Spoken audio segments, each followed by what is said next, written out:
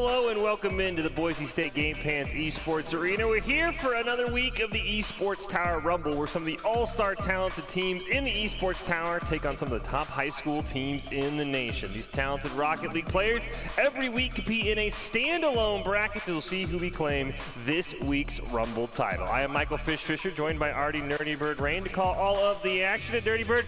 Good news for this week, we will have a new champion, St. John's Bosco, after back-to-back wins, taking the week off. And I'm really excited to see who can maybe start to challenge that St. John's Bosco teams, because they looked unbeatable. This week we've got some Esports Towers teams, some high schools you'll recognize who have been in a bunch of them, and somebody wants to get their first title. Well, no offense to St. John Bosco, I'm really glad that we're going to get the opportunity to see some other teams shine and have their their mental focus and their ability kind of reinforced, because you know, perpetually seeing the same team on top coming out multiple weeks in a row can be very detrimental to someone's own kind of achievement status and how they view their playing. But it's important for these other teams to recognize their own improvement that they've been able to achieve throughout the course of this Esports Tower tournament. And so I'm very excited to get the opportunity to actually have these teams demonstrate everything that they have to show us, at least this week. Yeah, even without St. John's Bosco, there's still several familiar teams in this if you've been watching for a while. If you are new, every single week we get some of the best high school teams in our Esports Towers Elites team in a standalone bracket. They will start with group play. They'll round robin out of the groups, and the top two teams from each group will advance to our semifinal bracket. We will then cover that, and then our final championship. High schools, as I said, they're teams you still recognize, Forsyth Central and Florence 1. They are both dominating forces. Forsyth Central, when they have participated in the Rumbles, have not missed the semifinals in 7 straight weeks.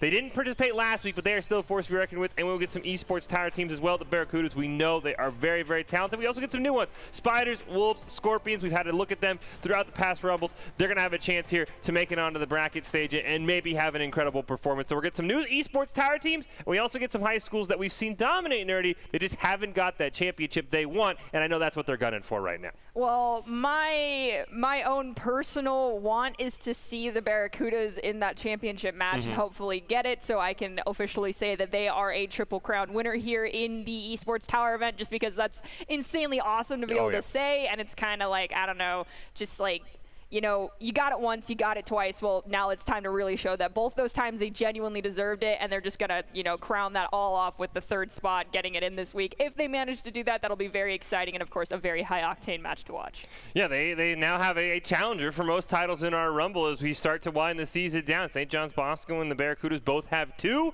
St. John's Bosco not in it, and this is a perfect week for the Barracudas to maybe claim that Triple Crown as you claim. Well, if you are new here, we'll start with the group play. We'll give you guys a quick rundown, take some look at the highlights, and take some live look at some of the games that went by, and then we'll hop right into the semifinals where the players are waiting and ready to go. We'll kick things off with Florence 1 and the Barracudas. Florence 1 in the blue, the Barracudas in the orange. Florence 1 coming back into this, looking to bounce back after 2 weeks of missing the bracket stage, and they're able to start the scoring fast against this Barracuda team. Neither of these teams strangers to each other. They met in the Week 8 Grand Finals where Florence took home the trophy, and after strong performances early in our season, the Barracudas, as we kind of talked about, they have 2 championships. They found themselves in a bit of slump in the last few weeks, and they really want to be able to get to that bracket stage and claim that Triple Crown title. Unfortunately, they just haven't been able to close it out. They played a lot of close games. They've ultimately fallen short, and Florence 1 just has been able to constantly pressure their backfield with some well-coordinated team play, which makes them so impressive to watch. Mario Florence has been great overall. Barracudas put up a great fight.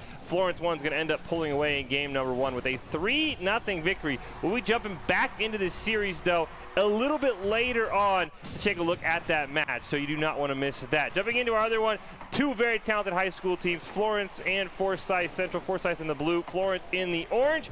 Forsyth took last week off, but they're trying to make it 7 straight weeks of making it to the bracket stage after a back-and-forth first minute. Florence able to get a goal there from Mario to put them up 1-0. He's been a staple for this Florence 1 team, and really all of these players, Nerdy, I mean, these are names that we have gotten used to calling Mario, DJ TJ, who we saw last week on one of our prospect teams, Buddy RV. these are all very, very talented players. Yeah, I won't lie, especially in the form for Florence 1. Beanman and Mario are definitely a forward-pressing force to reckon with, and I can understand how they can give any team a run for their money with their dynamic duo pressure that they can put up. So it's no surprise that anyone would have a struggle against these guys. I just saw Buddy's name. It's Buddy RV playing on a toaster. Oh my gosh. And he just scored a goal, so I don't know what he's calling a toaster, because he still looks as impressive as ever. That'll be something I want to keep my eye on, but that's hilarious that he clearly is not on his normal setup this week. It's probably a mighty little toaster, if I'm being honest, because it does not seem to have affected Buddy's gameplay in any way, shape, or form. And Forsyth will manage to close out this game, winning 6-4, and they'll take home the series 2-1 over Florence. So even with Buddy maybe away from home, not on his normal setup, on whatever his mighty little toaster he's on, he's still popping off. That is still a team you want to watch out for. Final game of Group A, it's Forsyth Central and the Barracudas. Forsyth in the blue, the Barracudas in the orange. Barracudas have shown us time and time again, you cannot count them out. If you let this team get into the bracket stage, they will absolutely pop off. They have some of the most talented players we have seen week in and week out with Yeezy and Quez. Unfortunately, Forsyth is just a little bit too much to handle as they're trying to win this, lock themselves in to the semifinals. They put a goal on the board later on in this game. It's a great start for the Barracudas, but right now Forsyth Central, they're looking for 7 weeks in a row in the bracket, and they're going to be able to do it, Nerdy. And this is a team, brackets are nice. 7 straight semifinal berths are nice. They want that championship though. I mean, if you want it and you're gunning for it as hard as they are right now, I can't argue against as to why they don't deserve to at least make it to that final, but it's definitely up to them to determine whether or not they get that crown or not. And I mean, to come back here against these Barracudas, who, I mean, we've seen have been one of the best teams. They have been in a little bit of a slump recently, and I hope they're able to figure things out. I mean, they had a 2-0 lead. You see it's 2-2, and now in the final seconds, we're going to see if anybody can make the play here, and it looks like, oh, it's a lot of pressure. It's going to be DJ TJ with that last-second goal, and that's got to sting for the Barracudas. They'll lose the series 2-0, and Forsyth Central, they're here to play. And whoever gets them in that first round of the semifinals, they got to be ready for a very, very tough team. Oh, for sure. I mean, everyone's kind of gunning for these championship titles, especially now that we're, as you mentioned, winding down the season here. And so it's kind of like the last-minute attempt to get at least one opportunity to get your name out there a little bit more. Granted, all of these teams have players across the board that are amazing, but, you know, having a championship, albeit once a 1-week championship, nonetheless is still something to uphold and definitely something to brag about. And one thing I also want to point out here before we go into this first match is all of the players are using the red heart on a black flag in memoriam of our friend David Vogel, who passed away recently.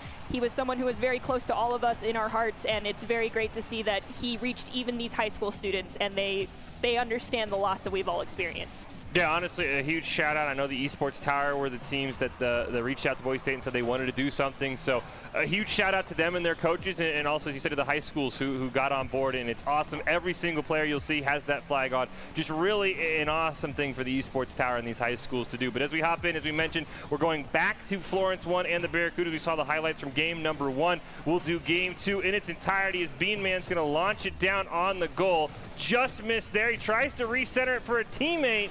Unfortunately, just not able to find it. In Florence 1, looking for maybe a play off the wall here. Yeezy can't quite contest it. The pass back to Beanman.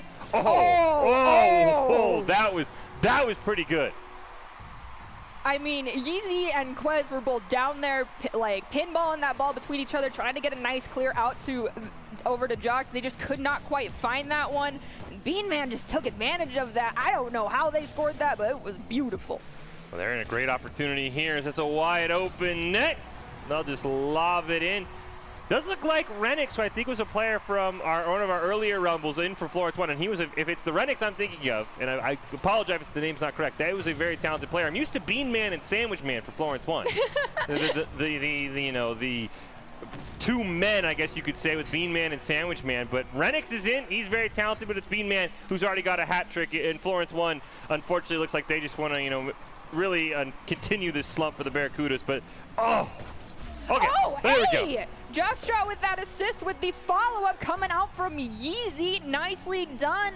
I'm excited to see if we will have the opportunity for Yeezy and Quez to get some forward pressure going on here. It looks like Jox is going to be the one taking the position of the goalkeeper right now, as we do see a nice tap over onto the wall from Jox, but it's going to be popped back towards the goal by Beanman and then redirected by Quez. Ooh, looks like Yeezy has an opportunity. Tried to pass it over to Quez. He'll play it off the wall. He's got Yeezy in the mid. Oh! Even without the touch, it goes in. That is perfectly calculated, and the comeback has already begun. Gotta be careful. We've talked about it. Yeezy and Quez have so much forward pressure together. Quez has got to retreat. A little bit overzealous on that kickoff there. He'll pass it over to Yeezy. Can't quite get it off the wall. Rennick's going to challenge him. Jock's trying to look for a clear. Yeezy ends up clearing it all the way down to Mario. Could be a great opportunity for a play. Looks like we do hear a demo off screen, and that's going to force the Barracudas to reset. We do already have the spawns coming back, though, so it's good with this forward push happening. We have all three players already back for the Barracudas. They're managing to get it down into the corner onto the side of Florence 1, but it looks like Mario's just going to take it all the way across the net, down to the corner, snag that boost, and play it around multiple members of the Barracudas, allowing their teammate to clear it off to the side. Quez going to have it in that backfield. He'll play it up in the air to himself. Woo! Oh, right over one. It just barely hits the crossbar. Renix makes a great save. Jock's going to try and hit it back on net. It gets boomed all the way back towards midfield. Quez, one last chance here, but I think Renix is going to beat him to the ball. Oh, yeah, just overdrove it. Huge save by Mario as well. We've got it down in the corner right here. We do see multiple members of the side of Florence trying to get a touch on it to clear it. And ultimately, it's going to end up with the Barracudas making some fancy tire work here in the air, almost getting it all the way to the goal, but Beanman's going to be there to save that one. Ooh, Quez, nice shot. A huge save there. Oh, just tips the ball the wrong way. See, Quez has to make a play on it away from Mario. Ends up losing it on that wall. Yeezy, though, did retreat in time. Rennick's going to steal it away. Still pressure here for Florence 1, leading by 1 goal. Winner will go on to the bracket stage here, and oh, Yeezy just barely clears it away, and it's just off target. Oh, that crossbar is not being a friend with the Barracudas. Maybe it's time for some couples counseling between that team and the crossbar once again, as we do see a shot taken on the goal that is perfectly redirected and calculated by Beanman, and another shot is going to be shot away by Mario and taken up by the corner. That crossbar and some great saves as well for Florence 1 as Yeezy puts one more. Oh, I thought Renix might save it. Pair of hat tricks. Yeezy at Beanman absolutely popping off. We'll see in the last minute and a half if someone can make a play. Beanman wins the kickoff. Jox tries to clear it. Renix gets just a nose on it. Ball gets passed down to Quez. Plays it around Mario. Got to make a play here if you're Florence 1. We hear that demo off screen. Could be an opportunity for an open goal. Renix isn't able to get a shot in time. Jock's off the respawn in good position. Got Yeezy trying to take it up the field, playing it around Mario. There's now no one to beat, but he has to get to the ball first. We do have multiple members now committing on this opportunity to get this goal, but Mario's going to try and steal it away from Jox here in the corner, and they manage to officially get control of it, but they will be demoed, leaving an opportunity open for the Barracudas to get some forward pressure here. Oh, great dunk right off the roof of Yeezy. Going to be stopped there in the corner. Quez launches it all the way across the field. Bean tries to center it for Renix, who gets a huge demo. Doesn't get the ball. Renix now going to try and play it around Quez. Can't quite do it. Beanman, oh, nice contest there by Yeezy. The ball is kind of a little bit dead right now as we do see Mario elevates and manages to tip it over onto the orange side. Beanman's there for the follow-up. We've got Yeezy and Quez both trying to go up the wall to take it. Ultimately, it looks like Quez gets it. And then Jox is going to be caught dead in the water up against Mario now with ultimately receiving the ball. And now it's a shot on goal. It bounces right in front of it, and the follow-up finally lands it in. 11 seconds to score an equalizer goal. I have faith in the Barracudas to be able to do that, but they need to win this kickoff. Oh, Jox wins it cleanly. Renix just gets enough on the ball to push it away. Quez has to reset. We hear Demolition does come out. Easy. Oh, he had it. The ball was just a little bit too low.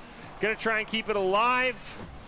Renix barely keeping it alive. Jox now, you just gotta ground this if you're Florence 1. And just unfortunate, we see the Barracudas twice losing a game in the final 10 seconds in this week's Rumble, and unfortunately, they will be eliminated. It will be the two high schools, Florence 1 and Forsyth, who will both advance. We still have Group B with plenty of talented Esports Tower teams looking to make an appearance in the semifinals and maybe go on a run. Nerdy, you just got to feel for the Barracudas. They did everything they could.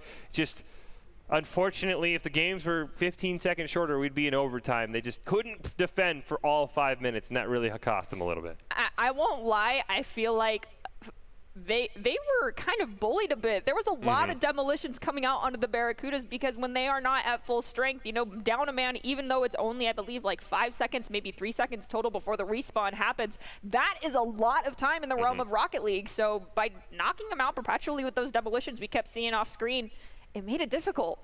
Yeah, and I mean, even with those 3 seconds, if you're attacking, when you get forced, you have to respond on your own side, and that can really kill an offensive possession for a team. And I think you're right. It was a great job. And Doc's keys to the game a lot of time for the reason is Olay those demos. But we still have Group B, so let's hop into our Group B highlights, see which Esports Tower teams will be joining, and maybe get a chance to make up for the demolitions and bullying that we just saw the Barracudas take. We'll start off with the Spiders and the Wolves. Spiders in orange, Wolves in blue. Both these teams took a few weeks off from the Rumble just to try and focus on improving as a team. Spiders really been focusing on their team play and communication, and they're able to show it off right there with an early goal from Rhino. Starting things off strong. The Wolves looking stronger as a team each week in the Rumble. Have been working closely with the Esports Tower coaching staff to continue to improve, showing great ball control and backfield pressure as they look to tie up this game with just over a minute left. But Rhino is going to be a name you want to keep an eye on. He was impressive for the Spiders. He's going to end up with another goal here later in this one. The Spiders are going to take the series, and Rhino's a guy you want to watch out for. I love the shiny tires plus the shiny goal scoring animation that has been chosen by Rhino because it's just it matches perfectly. He's got a very bright future and a bright playing style because they are a force to be reckoned with. Yeah, this is a team that you are going to want to keep an eye on if they're able to make it out. Look at that. My gosh. Look at that as the time ticks down. The insurance goal, we'll check back in with them. Now it looks like we will go to the Spiders and the Scorpions here. With the Spiders facing off in orange, the Scorpions in blue. Spiders have had a great showing in the group stage. Continue with their run in Group B. Rhino, as we said, he's a name you want to watch out for. Continues his dominating night. He scores right out of the gates. Spiders look untouchable. They put up a quick 3 goals. Scorpions have been showing that they try and are able to play from behind, keep this team in games late in matches. Then they respond right off the kickoff, and it looks like the Scorpions going to end up trying their best. But it will be the Spiders that come away with this overall series victory. And Rhino's a guy, if they make the bracket, that I want to keep an eye on. And we'll transition now to our final match before we get to our full-length game. It will be the Wolves and the Scorpions. As we see here, the Scorpions, the lowest-ranked team in the Rumble, but we've seen them consistently grow and improve week after week. The Wolves looking to lock up a spot in the bracket stage here, able to put themselves up early 1-0 with a goal from Ninja Boy. Both teams play great defense in this game, keeping it a 1-0 score throughout. Wolves close out the series with a final goal. And we'll jump back into this match and take a look at it with our highlight. But the Wolves looking pretty strong, but Rhino's the guy from the Esports Tower that I've been impressed with so far in this Group B play. I'm not going to lie. The thing that really stuck out with me with Rhino was the aerial play coming out from that player. I feel like that's the one thing that separates the, so to speak, the lower ranks from the higher ranks is that aerial ball control that we saw coming out from Rhino. And we've seen it come out from multiple members of the Esports Tower team. So that's definitely something I think they've been working on and perfecting because aerial ball control, if you get it down to the science and, basically getting a PhD in physics, if you're these high school students, it honestly can be the determining factor in your ability to win out these games. Yeah, and for the Wolves here, we will hop right back into game number 2 of the Wolves of the Scorpions. Take a long 5-minute look at that game. Ninja Boy seems like a guy from that first highlight we saw we want to also keep an eye on for them. He had 2 goals. He had all 4 shots for the Wolves in blue. So if there's someone you want to keep an eye on in this game is one of these teams will go to the bracket stage. It could be Ninja Boy, as we do see Wildcats going to try and push it back towards midfield. The Scorpions able to keep it on that blue side. A little bit of a double commit coming out from the Wolves, and it gets punished there. Shot just barely goes wide, and a huge save there keeps it at a 0-0 game. We do see both players from both sides trying to battle out for that ball, but ultimately the Scorpions will manage to get more possession on it. It still ends up on their side of the field, though. Thankfully, they had someone in position to be ready for that receiving of the ball. However, one of their players will get demoed and forced to respawn, and another player is going to get demoed there in the goal from the side of the Wolves, however, allowing the Scorpions to get the ball sent back over to the side of the Wolves. We talked about it all the time. Demos are great, but if they mess up your rotation, they're not always worth it. And that's kind of like what that one in the goal felt like. It looked good on paper, but they didn't have a follow-up for that pass through the middle. Ball is on the orange side, gets a long clear away, kept alive by a member of the Wolves. See if Matt's able to clear it down, get some help from a teammate as well as they try and combo it away. Ball floating towards that net. And unfortunately, no shot here. Oh, Wildcat just pushes it wide. Ninja Boy, the hero of game one, looking for a couple more. Fortunately, not able to find it. We have two members of the side of the Scorpions over here trying to get this ball past multiple members of the side of the Wolves. Unfortunately, it'll be redirected right there from, I believe, Ninja Boy, who's going to take it up the side into the corner. It's going to get popped high, forcing one of the members of the Scorpions to elevate to dunk it down, but it's still going to end up in front of the members of the Wolves. Oh, right there. Oh, chance for an aerial just over the hood of the member of the Wolves. Ball gets cleared all the way down. Oh, nice save there by Wildcat. Gonna try and follow it up. Oh, huge demolition. ooh. These players are out for blood here as that one gets cleared away. That was a demolition on an offensive push, and it completely destroyed the Wolves' ability to get that ball past and into a nice situation for that goal-scoring opportunity. You just got to olay those demos, as Doc always says. So now the Scorpions are trying to go for their forward attack right now. They've got two members up here rotating towards the goal. Demolition comes out in the goal, however, and it is on one of the members of the Wolves, so they're able to maintain some possession, but it ends up turning over towards the orange side regardless. Well, great hit there by Wildcat. Ninja Boy able to center it up. Not able to have a teammate, though. As it looks like Math should be able to clear this one. Gets the ball stolen away from him. Wildcat's been all over the place so far. Very aggressive play. Ninja Boy's going to pop it up. It's right in front of the net. They get a bump out of the way. Just cannot find those shots. Both these teams playing some spectacular defense the first half of this game. I hope they take my advice of turning your defense into an offensive push. Just look for an opportunity, play it a little bit slower if the pace of the game's not going in your favor. We do see a member of the Wolves manage to pop it up over multiple members of the Scorpions, and finally we see that goal get connected there by Wildcat. Nicely done. It took almost 3 whole minutes for a goal to be scored.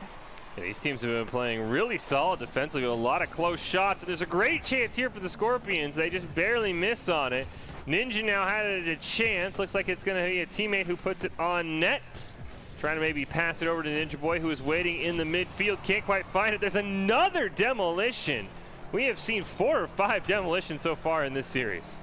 I don't know what these players decided to eat today or this week, but they are out.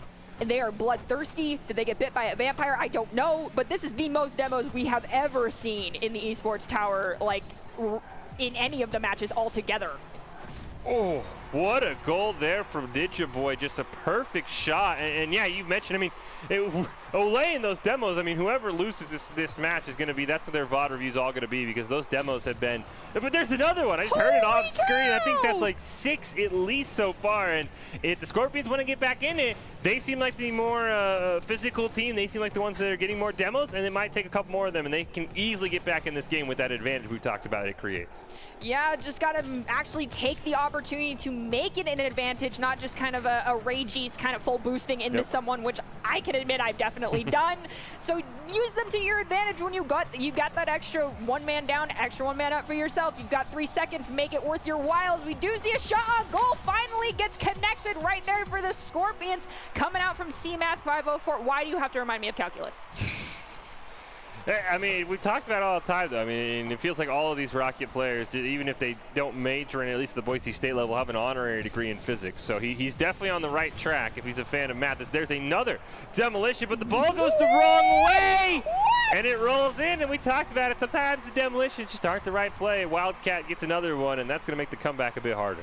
40 seconds, that's basically a goal every 10 seconds. I don't know if the Scorpions can manage it, but they can manage to get 2 here to at least tie us up. It's 30 seconds, it's not unheard of, but the Wolves have another goal already, and that's gonna bring their score up to, is that gonna bring it up to 5? No, that's 4. 4, yeah.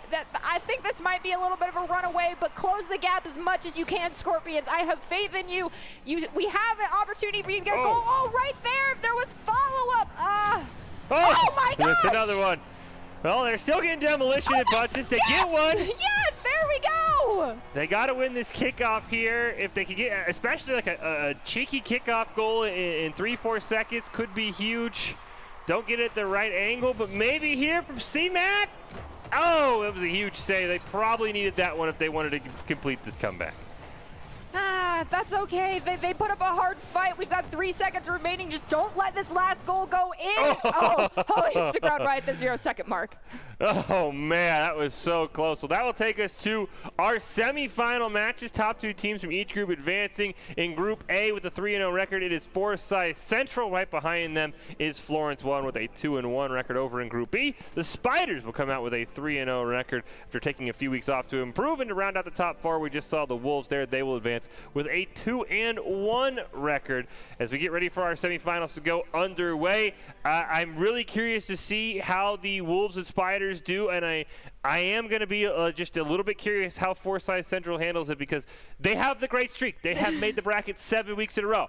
That has resulted in 0 championships, and it's almost one of those stats that you hate, that you love to hear, but you hate to hear, because you're like, this team's going to be in the bracket. But they just haven't got the job done, and I think they really, really want to get it done this week. Some of it might be that like mental stamina that plays into when it gets into the tournament style of gameplay. This is something that even the Boise State Overwatch team has expressed to me, which is like they get so gassed playing so many games in a row, especially these last couple of days. And my response quite literally was, well, that kind of is how you're expected to play. You have to get your mental stamina up to the point where you can handle doing this many games in a row. And I understand it's very difficult, and resetting the mental after losing a match, or unfortunately being the player that got picked on a bunch and getting demoed a bunch so you didn't feel like you got value, is very difficult. And for the side of Forsyth, I hate to break it to you, but the Wolves are going to give you a serious run for your money if they keep those demos up. Yeah, Holy I mean, cow.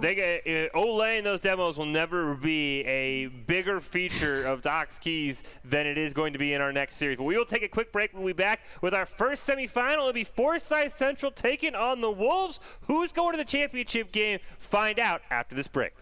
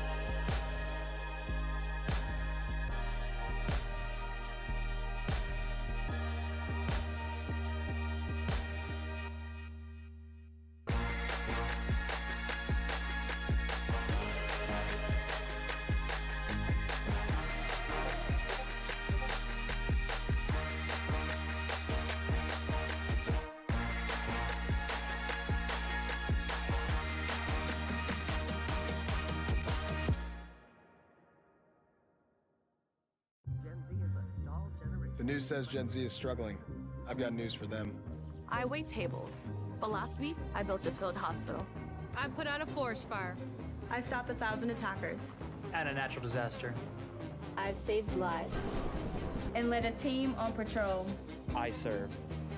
Well, I go to school full-time. While I work full-time. The greater the challenge, the stronger we become.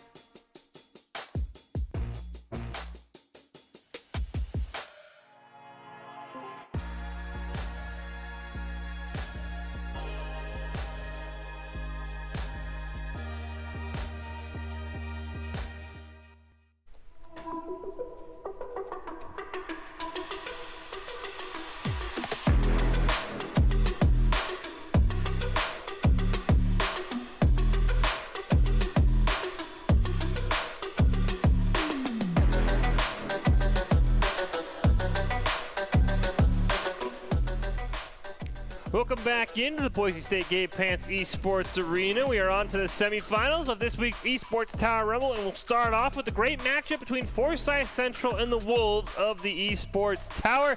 Forsyth Central, they are a regular at this point in our bracket. They have now made it 7 weeks in the row. The Wolves took a couple of weeks off from competing, wanted to refocus on their team play and their communication, and hey, it paid off. They've advanced to the semifinal. We'll see what they can do. Fish and Nerdy still calling all of our action here, and Nerdy, I think we kind of talked about it before we went to break. If the Wolves keep up those demos, they might have a chance in this series. My only concern for them would be Forsyth is kind of, you know, they get invited to the prom, they just don't have a date, and they go to all the proms, but they just never have a date, and people starting to notice. They want that championship, and depending on how bad they want it, they might just blow through the Wolves and say, we want this championship. We don't care about our bracket streak anymore. I honestly could not have come up with a better analogy than going to the prom without a date. Like 4 years in a row. Like, hey, weren't you here? You were here last year, right? You're like, yeah, I was. I don't know how, you know. So that's my one concern is I think Forsyth Central, if they really are focused down and they say, hey, look, you know, St. John's Bosco is at it this week. We already took down the Barracudas, who are one of the stronger teams. We want to win this one. They could come out hot, and it would be very, very hard for any team to stop them. But if the Wolves get those demos, they might be able to. I am being completely honest with you guys. I am so shocked by how bloodthirsty the Esports Tower teams have been. I have a notepad in front of me to keep track of how many demolitions each side is going to be getting in this game, because that is a new stat I want to track, because oh my goodness, have y'all been bloodthirsty. Yeah, we have seen a lot of demolitions in that group stage. We'll see if it continues. We do get Doc's keys to the game. We might as well add a 5th bullet point, but we'll get to it. Play the shot and the rebound. Disrupt the pathing of attackers, defend attack boost, rotate to the back post quickly, and it's been in there before, and we'll add it for this week specifically because these teams have really come out just hungry for blood in those first couple of group matches. Is olay those demos, because my goodness, it felt like some of those games every 30 seconds we had an explosion going on either on screen or off screen. It's presented by the Esports Tower. You can score pro advice at esportstower.com. Improve your game sense, improve your team play, and improve your performance under pressure. You can match with great players and professional coaches to help you rank up. And here we go. Game number 1 of our first semifinal.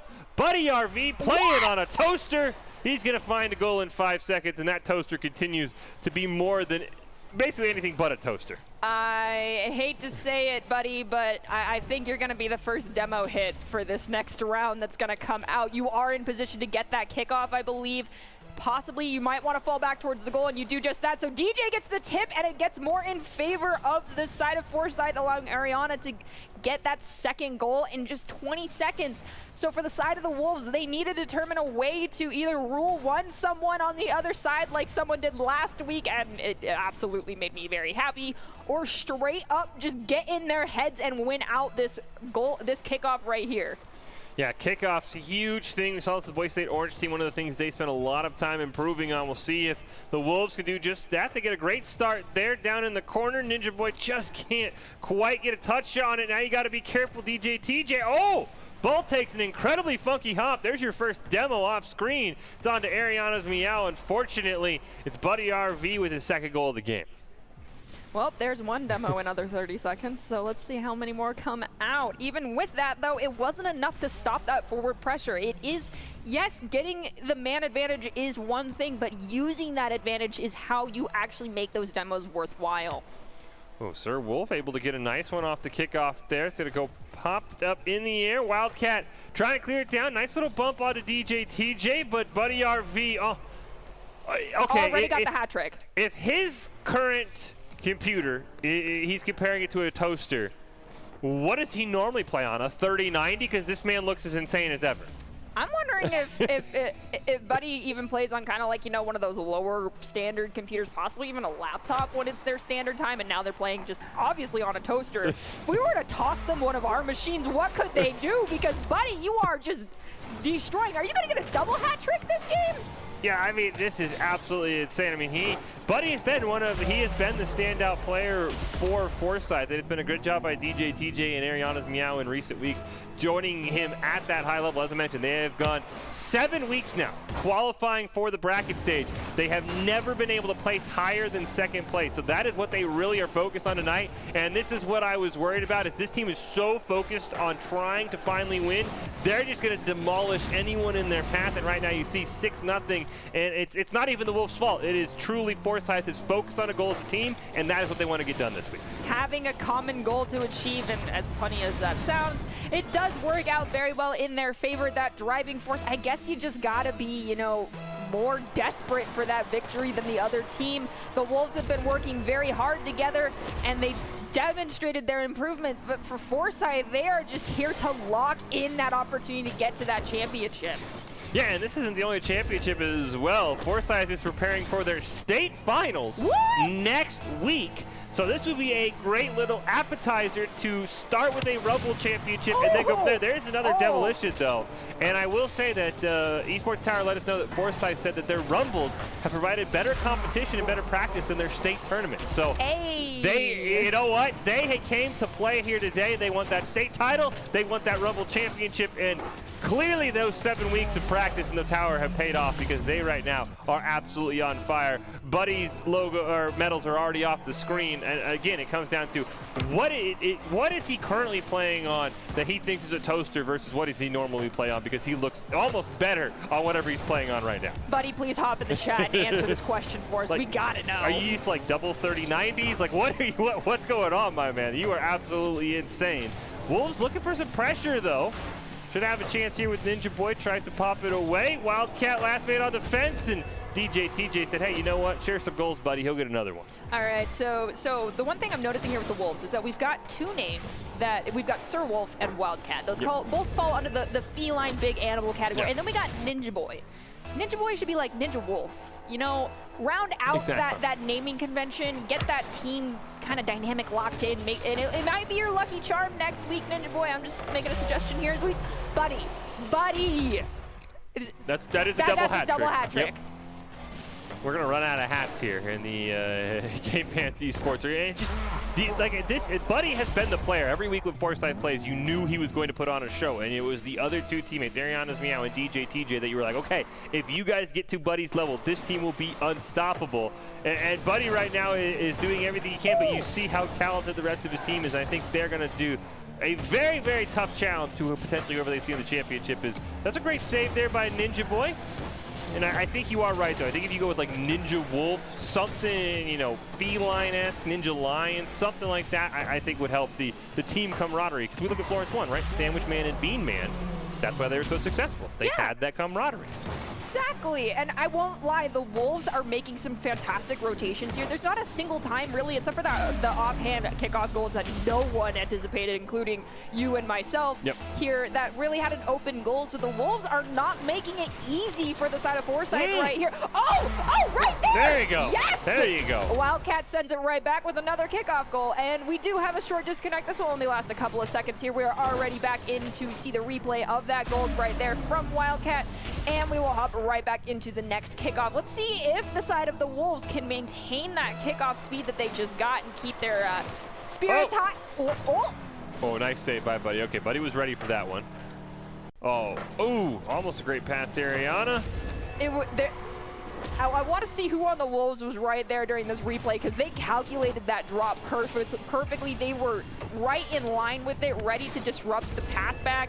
Just a little bit too slow on it, and DJ managed to assist their own goal, which is always kind of hard to counter.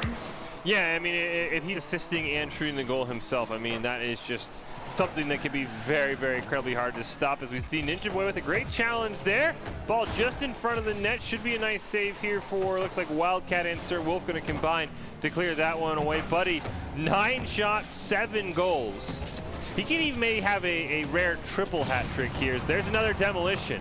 And we talked about this. These Esports Tower teams, they are out for blood. I don't know if maybe that was what they practiced this week, is getting those timely demolitions, but that demolition huge as it slowed down the attack from Forsyth Central. We have seen Forsyth also demonstrate the same prowess with the use of the demos. Ariana has definitely done some sneaky ones inside the goal to allow for goals to happen right at the last second.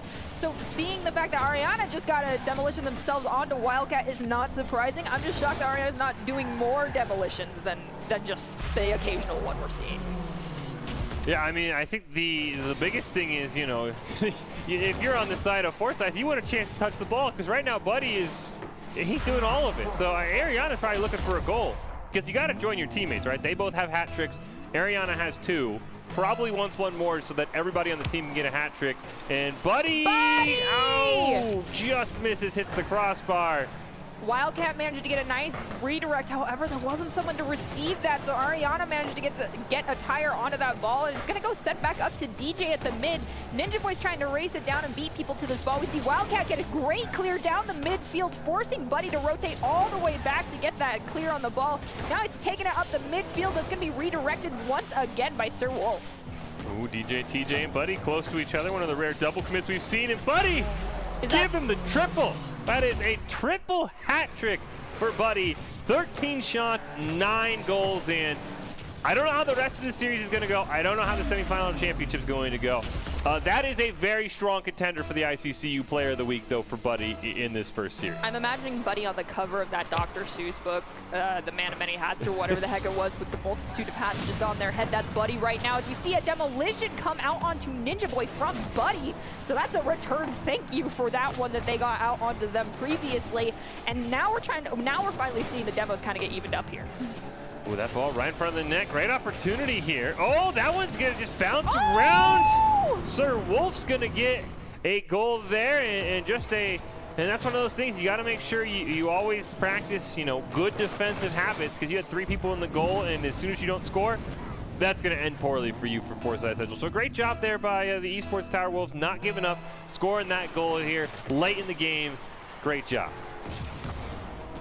We've got Ninja Boy taking this ball down into the corner, and Buddy's going to be there to redirect it, but Wildcat was waiting and predicted that one perfectly. Ariana's going to pop it over to the corner, trying to play it around Wildcat. Wildcat, unfortunately, will not be able to keep up the momentum to grab that ball away from Buddy, who's sending it down to the corner. Sir Wolf is going to be there to try and beat him to the ball. Unfortunately, Buddy's going to be there to secure yet another goal for the side of Forsyth. And just really a great job here by Buddy. That's such a hard angle to defend.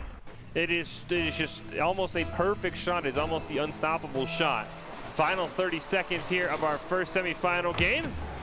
Apparently everyone's playing a hot potato with the kickoff ball. Finally it does get picked up there. Oh, nice snipe on to Buddy. A little bit of payback there.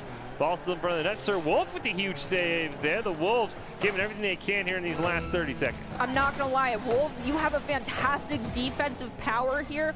All you need to do is slow down this pace of the game, take away the speed that the side of Forsyth has against you right now, and just turn your defense into your offensive pushes like you have already. You just did it again right there. That was beautiful. Unfortunately, Ariana was calculating that one perfectly and is able to even slow the ball down here at the midfield, but Buddy's going to boop into them and allow DJ to get a final touch on that goal. It's just a great play, and it's something we talk about at Rocket League. The passing plays can be so hard to set up, but when they work, I mean, Ninja Boy, if that was just a normal shot, Ninja Boy makes a great save on that ball, but the pass to DJ TJ, who could spike it down, and unless you can get in those passing lanes, it is so hard to defend an offense like this when it's clicking at all cylinders. Final 3 seconds here. See if there's any goal for either team. It'll just roll on the ground.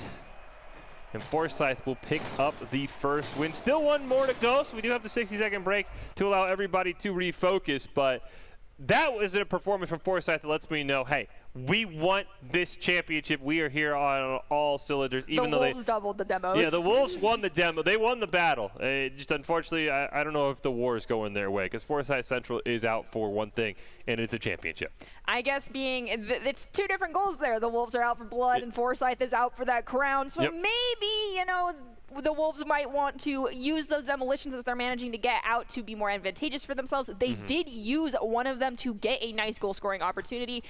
their defense, like I said, is absolutely incredible. Their rotations are very clean. I rarely saw double commits coming out from them while they were on the side of the defense.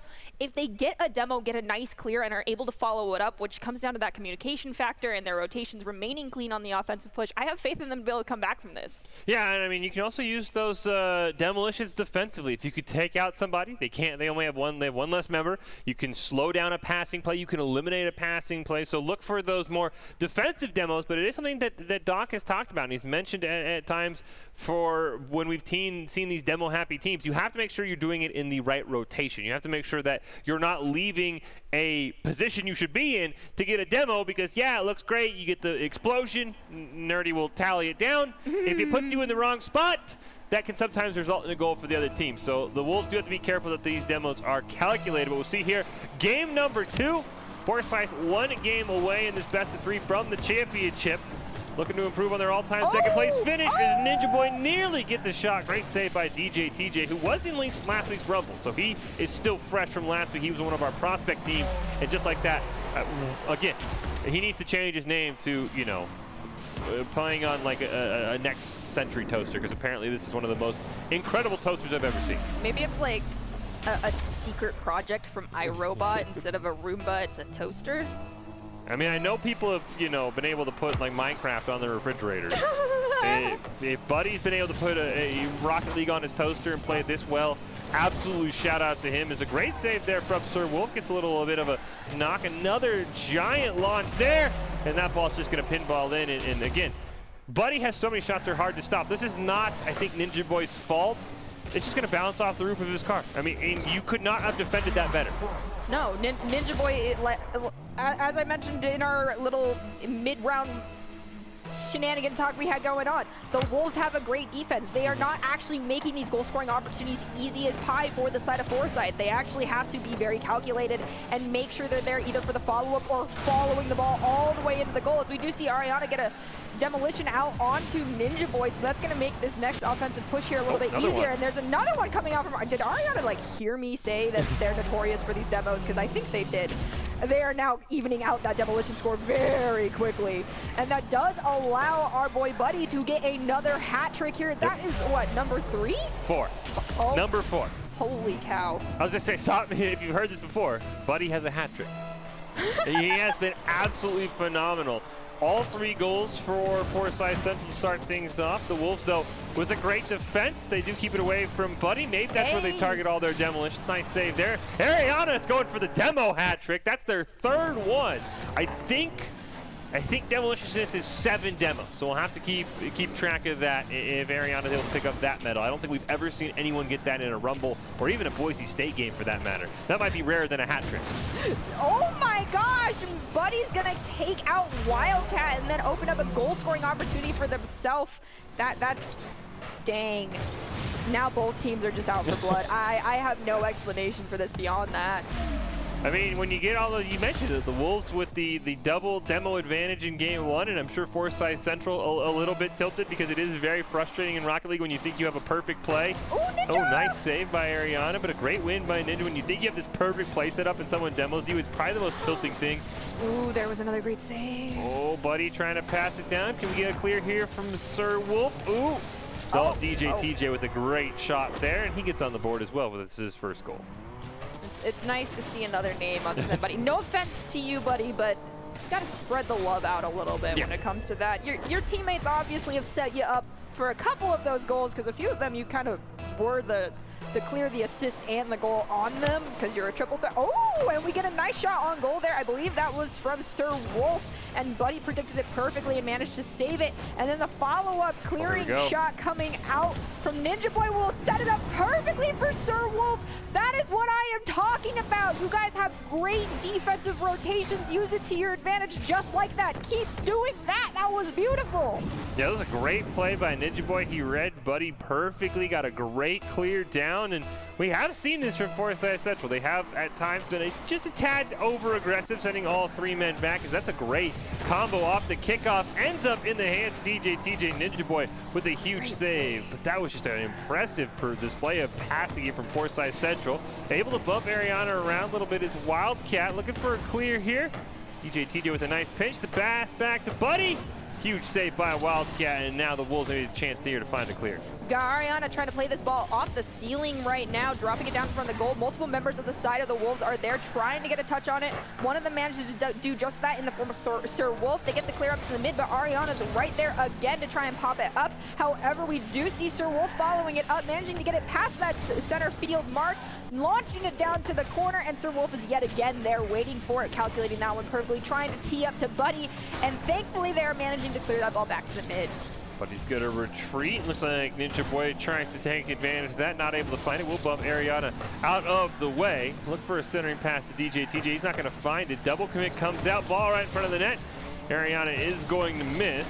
DJ TJ keeps it alive. Looks like Wildcat should be able to make a great play. There's another demolition for Ariana. They have come out for blood. Who needs goals when you have demolitions? Apparently, it is their style of play in this game. Ariana is up to 4 demos themselves, at least. I did not track the first 2 that came out from Forsyth by who they were from, but Ariana's definitely in the lead now for demolitions. I want to see the demolitionist, the 7 demos in one game. That's what I'm rooting here more than anything is Buddy. Oh, man. What a great play. That's, you know, soccer level of, you know, you slow down, fake one way, go back the other way. This is going to be a great angle here, and it's just as a defender, you commit on their first move, and you have to. It's just so hard to defend someone who's in that control of the ball in a car.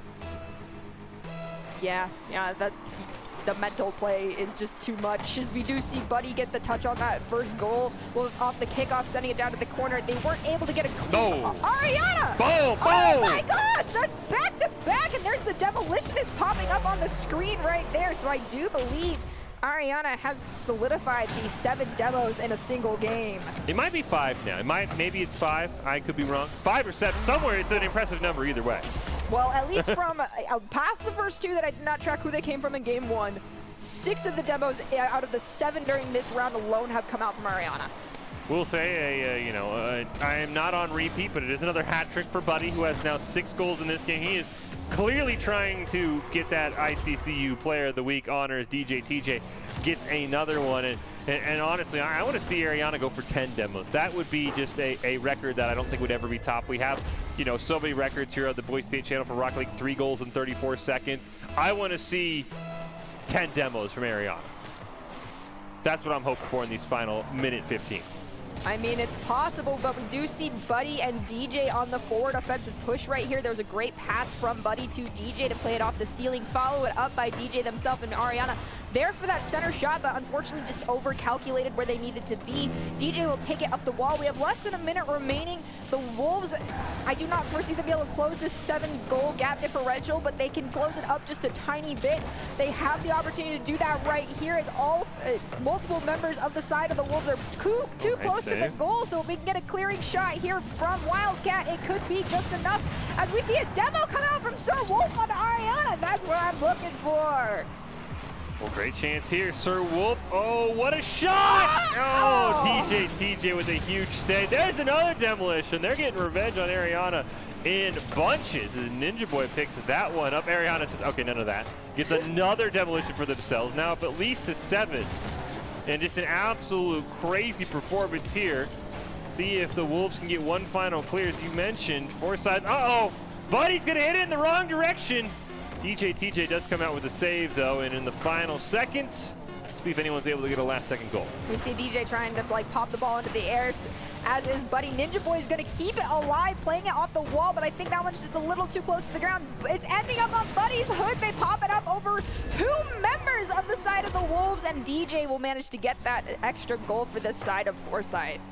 DJ does pick up his hat trick here. Great play by Buddy, and really, honestly, just disappointed we did not get the 10 demolitions from Ariana, but a great performance. Forsyth is on to our championships. They want that first crown. We'll see who they're going to play. Will it be Florence 1, or will it be another team from the Esports Tower? Well, you know, Nerdy, you can see how going at it alone can only get you so far. Ultimately, if you want to increase your chances of success, you have to level up your teaming skills.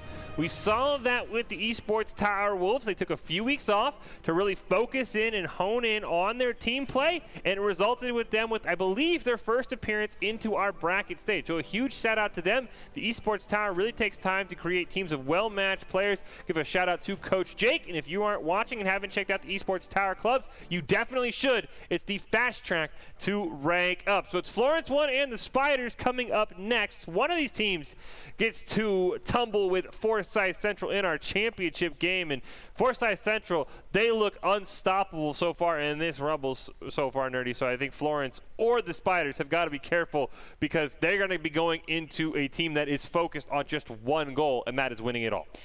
And I kind of am hoping that Forsyth wins it all because the Wolves demonstrated how much growth they've definitely achieved in the past few weeks coming out of the Esports Tower. I mean, being able to have coaches actually work with you is a huge advantage. And if Forsyth wins it out, and I'm really hoping that the players of the Wolves are watching this broadcast and are, rooting for Forsyth, because if Forsyth wins out this championship, Wolves, you can literally say you lost to the best. Don't let your perspective bias overturn how much you've accomplished in this amount of time that you guys took off. To make it as far as you did was amazing. And Forsyth, as we mentioned, they were not as bloodthirsty as y'all were, though they did get 10 demos in that game. I'm not even joking. They have 10. They had a goal in mind, and you guys did too. Your goal may not have been to get to the championship, but may have just been to demonstrate how much you've grown, and you did just that. Your defense was incredible during that match. Be here, root on Forsyth, cheer on the squad that beat you, because losing to the best is not a horrible thing in any way, shape, or form. Yeah, it was a great job by the Wolves, and as you said, I mean, they took a couple weeks off, they focused on their teamwork, and this was probably something they want to do. First, you can't win it all. First, you have to get to the bracket stage. They did just that, and maybe there's big things around the corner for the Wolves. We will take a quick break. We'll be back with our second semifinal. Who is joining Forsyth in the championship game? Will it be Florence 1? Will it be the Spiders? Find out next.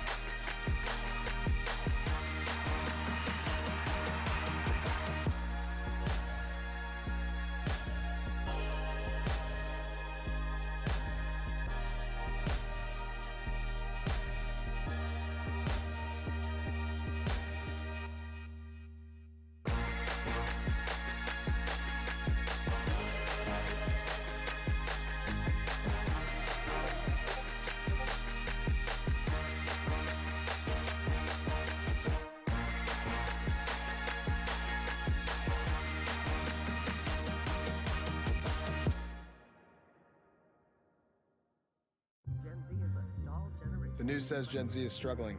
I've got news for them. I wait tables, but last week I built a field hospital. I put out a forest fire. I stopped 1,000 attackers. And a natural disaster.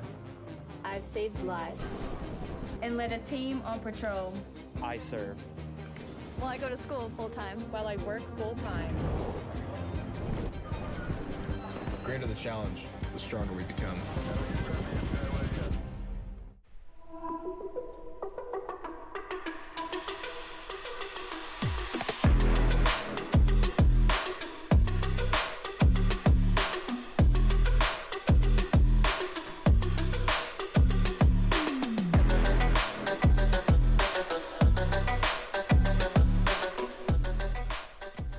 Welcome back into the Boise State Game Pants Esports Arena. This week's broadcast of the Esports Tower Rumble. Here we just saw Forsyth Central quite literally blow their way to the finals. Multiple demolitions, multiple goals, and they are ready to go. And now we're going to find out who will be joining them. Will it be Florence 1?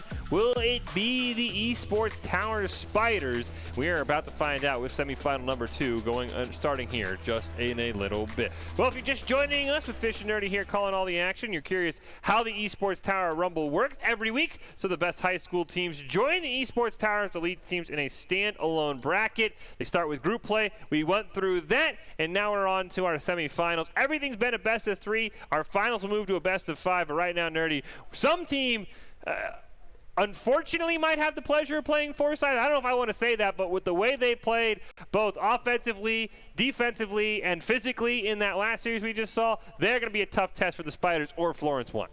I can't argue that in any way, shape, or form. They want this championship title. They're using this as the opportunity to practice up for their state championship match, and they basically told us that Esports Tower Rumble is the best way for them to prep for that, even in comparison to the schools they play against in their own state. So that alone should be a compliment to everyone here in this bracket, that they are more of a force to be reckoned with than the schools that Forsyth has had to conquer to get to their state championship position. Well, we're going to find out who will be challenging Forsyth. Forsyth has made 7 straight semifinals, but they have never made it past second place. They've made it to the championship before, but they've never quite won it all. And now it's time to see who they'll be playing against. Will it be Florence 1, a team that I think they have played a few times in the semifinal and in the championship, or will it be the Esports Tower Spiders, another team from the Esports Tower making their debut in the semifinals? Took a couple weeks off, a lot like the Wolves, trying to focus in on that team play, and it has got them to these semifinals, and we're about to find out who will be meeting Forsyth Central. And I'm going to be really curious to see. We saw a little bit of the Spiders. They seem like to be the one Esports Tower team that did not feel very demo heavy. It was Rhino who had a couple of magnificent plays, absolutely some insane aerial goals from some of our group play highlights that Florence 1 has to be careful of, because if he's able to get going, the Spiders have a very good chance to make it to this week's championship. I am still, just because, as we know, Esports Tower, they're a family. I'm still keeping track of demos, because if the Spiders want to follow in the footsteps of the Wolves, they might be using those to their advantage, because one actually did just come out onto Mario from the side of the Spiders. Unfortunately, we can't quite see in the replay here, but yeah, it's one of those where it looks good, but it did stop him from retreating. Beanman gets a perfect goal. He has been absolutely dominant for Florence 1, even without his companion Sandwich Man. With Renix now in, don't know if it's a different player or a different name. You never know in these Rumbles. These players change their names all the time as Rocket League, has some fun with that. You see off the kickoff there, Vibes trying to set something up. Renix now looking for the double tap. Oh, hits the crossbar. That was a great solo play from him. Just not able to find the back of the net. Mario was there for the follow. They barely missed it, but they're still managing to keep this forward push alive. Ultimately, though, it looks like one of the members of the Spiders is going to manage to take it up the wall. It's Rhino, but Renix is going to read that one perfectly, stealing it away in mid-flight. That's insane. We see Beanman go up the wall and try to maintain the push here on the side of the Spiders. Vibes, nice little save there. Mario is trying to keep it alive, but Renix will come flying over his head.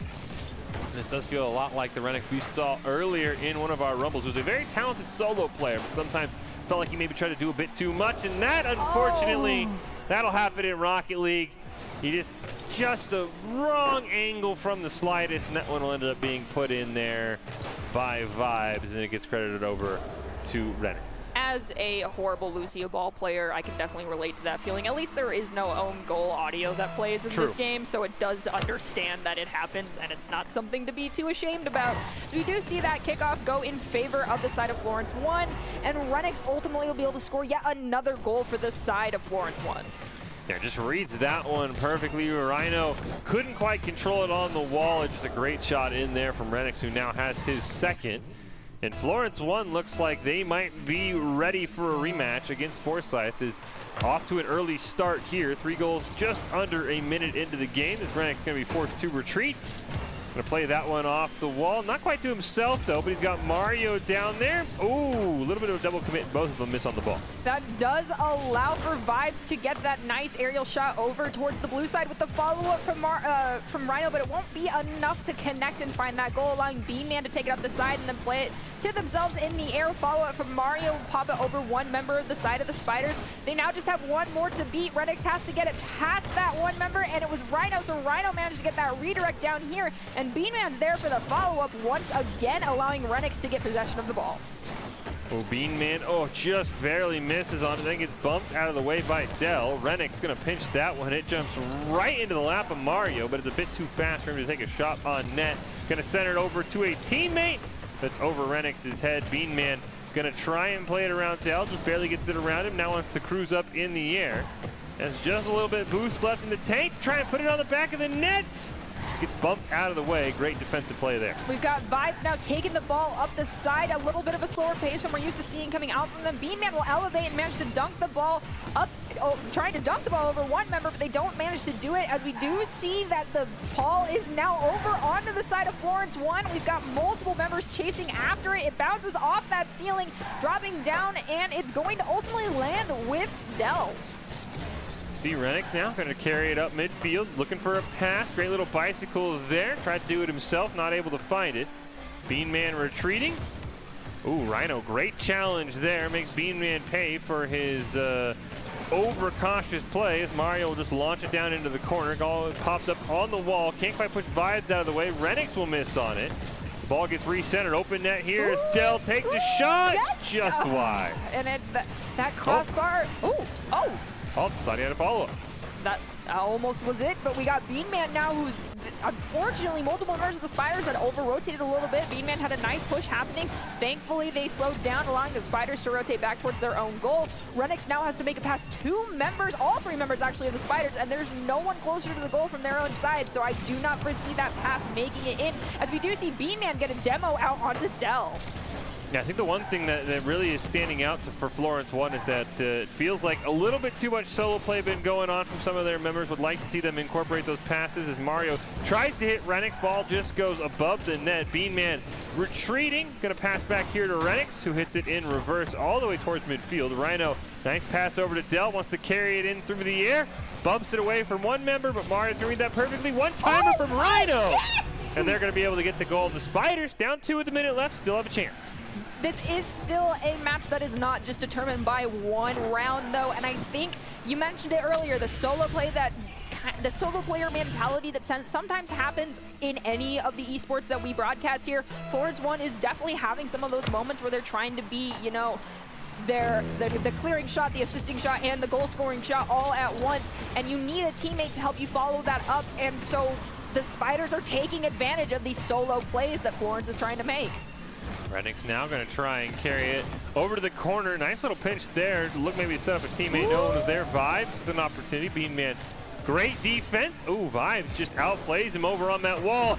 Shot from Rhino. Yes! They'll get one back. They had an own goal earlier. We'll give it to Rhino, but I think that would have been Renix, who's going to unfortunately just hit that one right into his own net.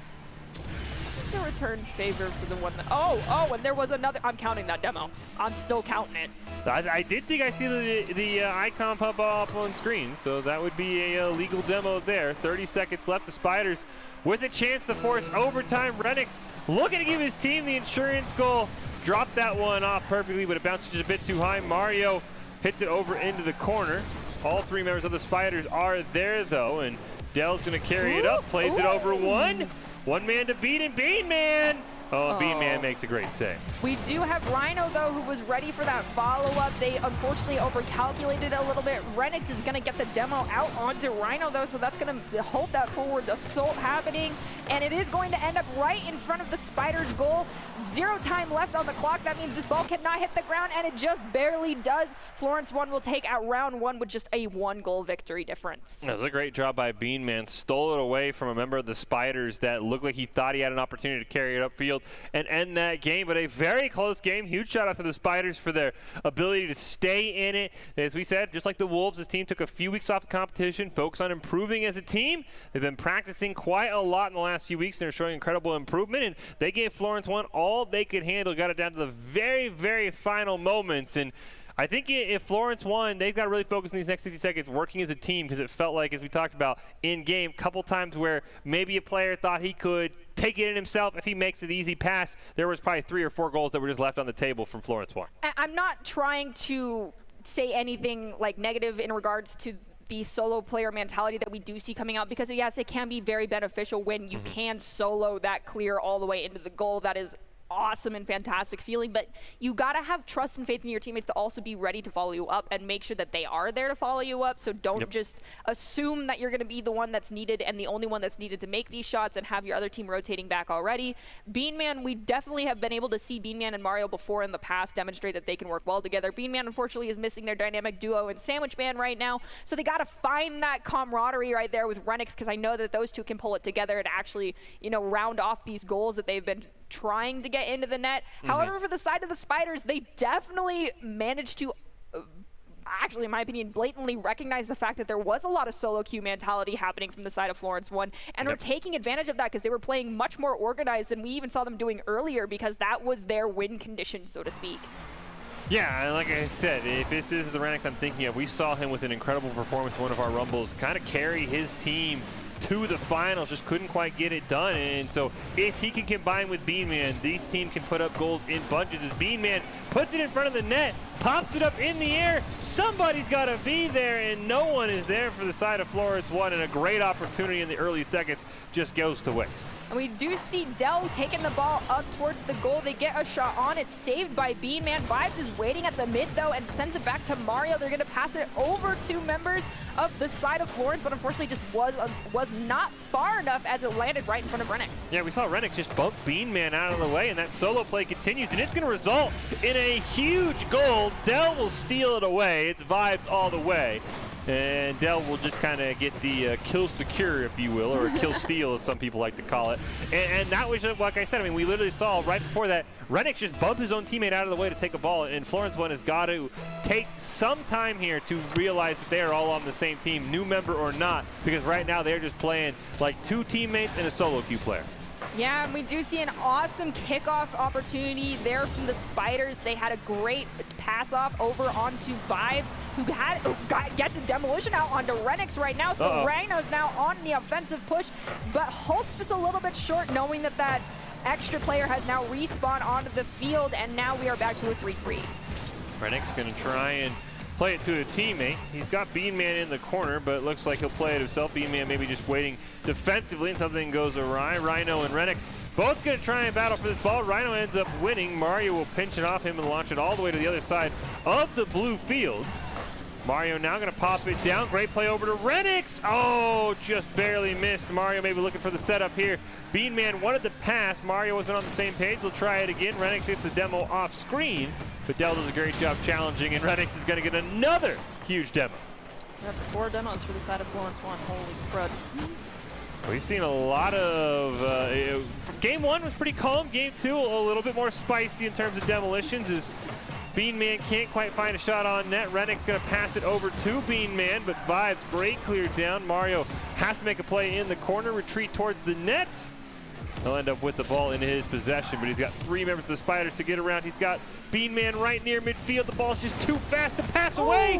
And hey, we talked about it. Sometimes those solo plays, they work out. Hey, that was a solo play, but if you look over down to the lower right, Beanman is already there, ready for that clearing shot to try and happen to be there for the follow-up. That is what we're talking about, Beanman. You are a team player. Just keep up that team mentality. I know you might have to be like, no, I'm going to be there for the follow-up, even if you don't think I need to be. Might sound like arguing, but it's really just making sure that that goal is going to get secured. Oh, Mario's going to put in another one, and this starts with a great play from Renix, who puts just a great shot, and then we talked about it, just playing the rebound. You see Mario charging in just in case the shot gets missed, and he's able to power it home, and just like that, Florence 1 from down 1 to in the lead by 1, but there's still plenty of time here for the Spiders to get back in control, especially with a great win off the kickoff by Rhino. Renix wins it. He's got that full boost from the corner, wants to carry it down. Oh, dang. Wow. Oh, okay. Okay, yeah. Yep. But once again, Mario and Beanman were down there by the goal. However, that's also very risky, having all 3 members committed at the goal like that. You need to have someone kind of waiting at the mid, so if you need to do that back post rotation immediately because there's a great clear coming out from the Spiders, which they've done more than once to score a goal in this series alone, you're ready for it. As we do see that kickoff go slightly more in favor of Florence 1, Rhino's going to be there for the challenge. We do see a double commit come out from Florence, as all 3 members once again are down here by the goal. Beanman gets a great pass over here to Mario, but Vibes is ultimately going to disrupt that camaraderie right there. Yeah, Florence 1 is setting themselves up to be in a situation where just one long and fast clear immediately nets a goal for the Spiders. They need to be careful as Renix looking for another goal, not able to find it. Vibes makes a great save. Mario centers it right in front of the net. Here comes Beanman looking to put it on net. Renix one time, can't quite find it. Vibes with a great save, and unfortunately, there's not strong enough shots for Florence 1 in that possession.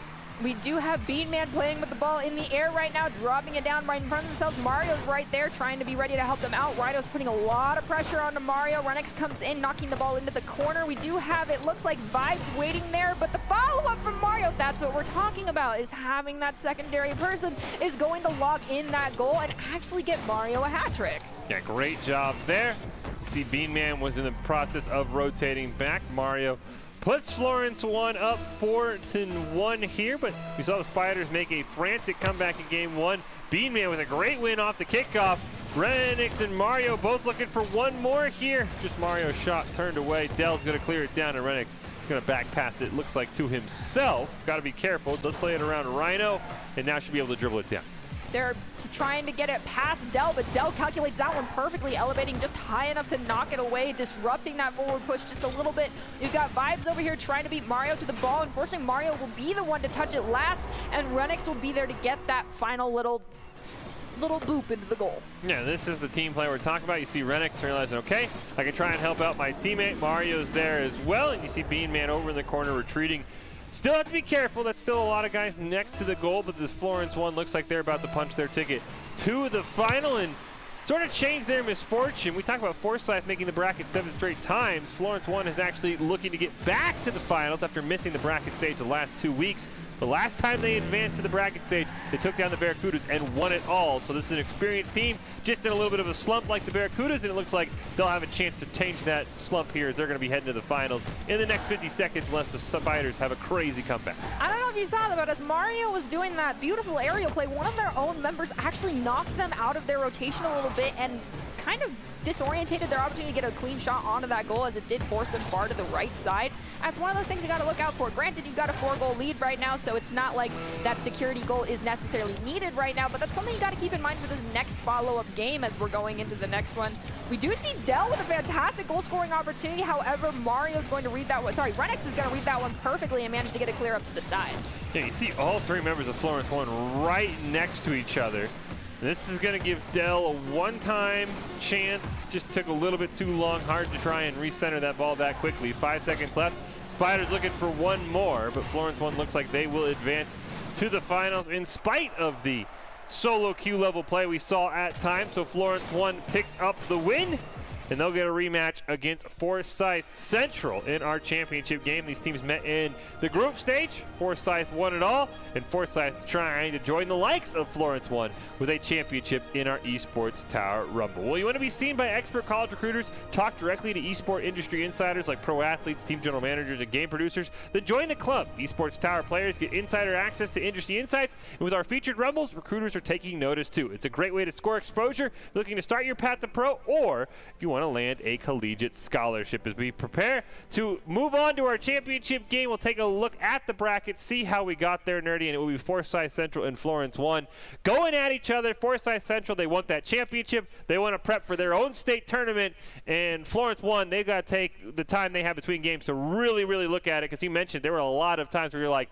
that's a lot of blue all right next to each other. Yeah, and it seemed like they were almost trying to like battle each other for ball possession or for being the playmaker in situations, and ultimately you gotta have faith in your teammates. You guys are a team for a reason. This is not a solo sport, at least in the regards of Esports Tower and here at Boise State. It is a team-orientated event. You cannot go into these events alone. It takes 3 people to make the magic happen. And we We see our bracket here. We started with 6 teams. Florence won, and Forsyth came out of Group A. The Spiders and Wolves came out of Group B. Forsyth has one mission in mind. It is to get that monkey off their back of being the team with the longest consecutive bracket streak in 7 weeks, but 0 championships to show for it. Meanwhile, Florence won. They've already shaken the rust off. They hadn't made the semifinals in 2 weeks in a row. Last time they did, though, they won it all, and they're looking to add and join St. John's Bosco and the Barracudas as multi-time winners of the Esports Tower Rumble. We will take a quick break. Where we will be back, it'll be a best-of-5 finals. Is it Florence won with the second title or Forsyth Central with their first? Find out next.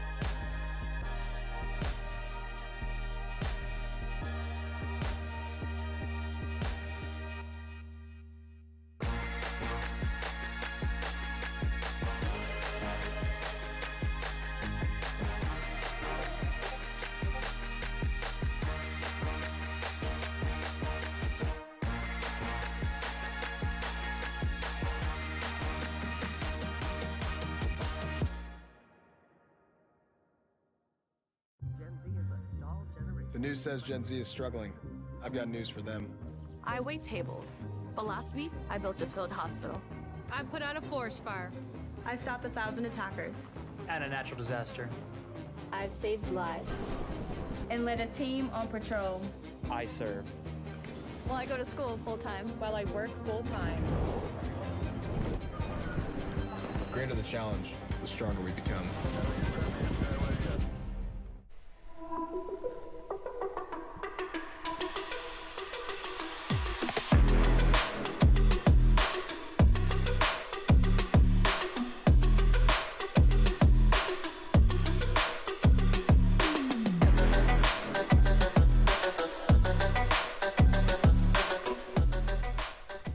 Welcome back into this Esports Tower Rumble. We are on to the championship game here from the Boise State Game Pants Esports Arena, and we're going to crown a first-time champion potentially in Forsyth Central, or we will see Florence 1 join St. John's Bosco and the Barracudas from the Esports Tower as our only multi-time champions, our only multi-time champion since I've been joining in. I did join in a little bit late, so I apologize if there's another team with multi-champions. Those are the only ones I have seen, and we'll see what's going to happen. These are some of the most talented teams we've seen. I mean, big shout out to the Esports Tower teams as well. They took a little bit of a break, did the Wolves and the Spiders. They came in, they made it all the way to the bracket stage. The Spiders gave Florence 1 everything they could handle and more, nerdy. And now we're going to see if Forsyth can finally get their monkey off the back, because if they play like they did in their semifinal game, there's nothing that can get in their way. And Florence 1, we have some questions about with their team play and with their communication.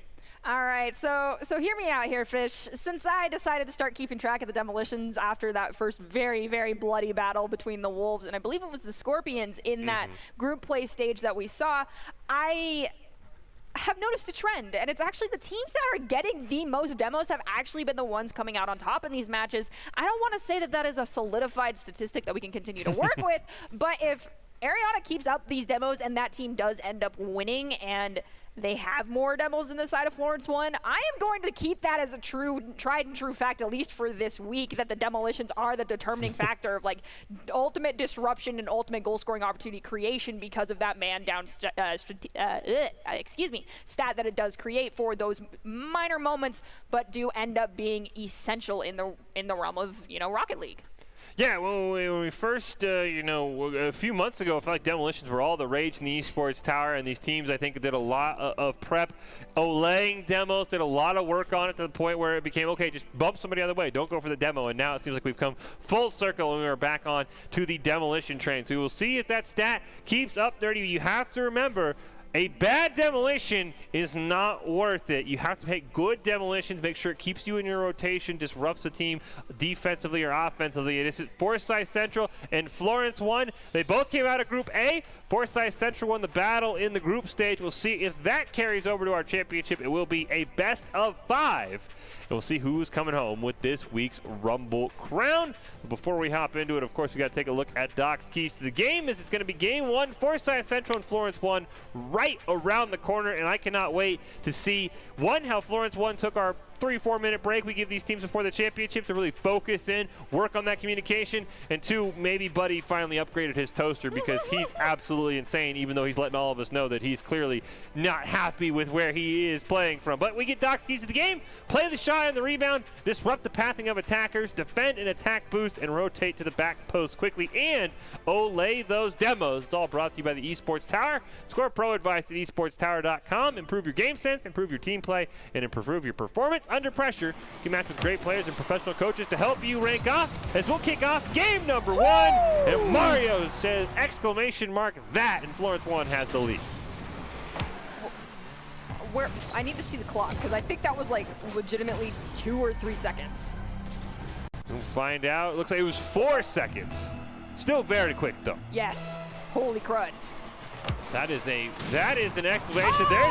Oh, they trade demos there. One on the Bean Man, one on Ariana's Meow, and Mario nearly drives home that one. He has been a staple for Florence 1. Him and Bean Man, his buddy, is able to make a great save there. Renix looking for a centering pass, gonna play it over to Mario. DJ TJ reads that one perfectly. Buddy pops it up in the air. Ariana, chance here to make a play. Gets disrupted there by their own teammate. Buddy's shot easily stopped there by Renix.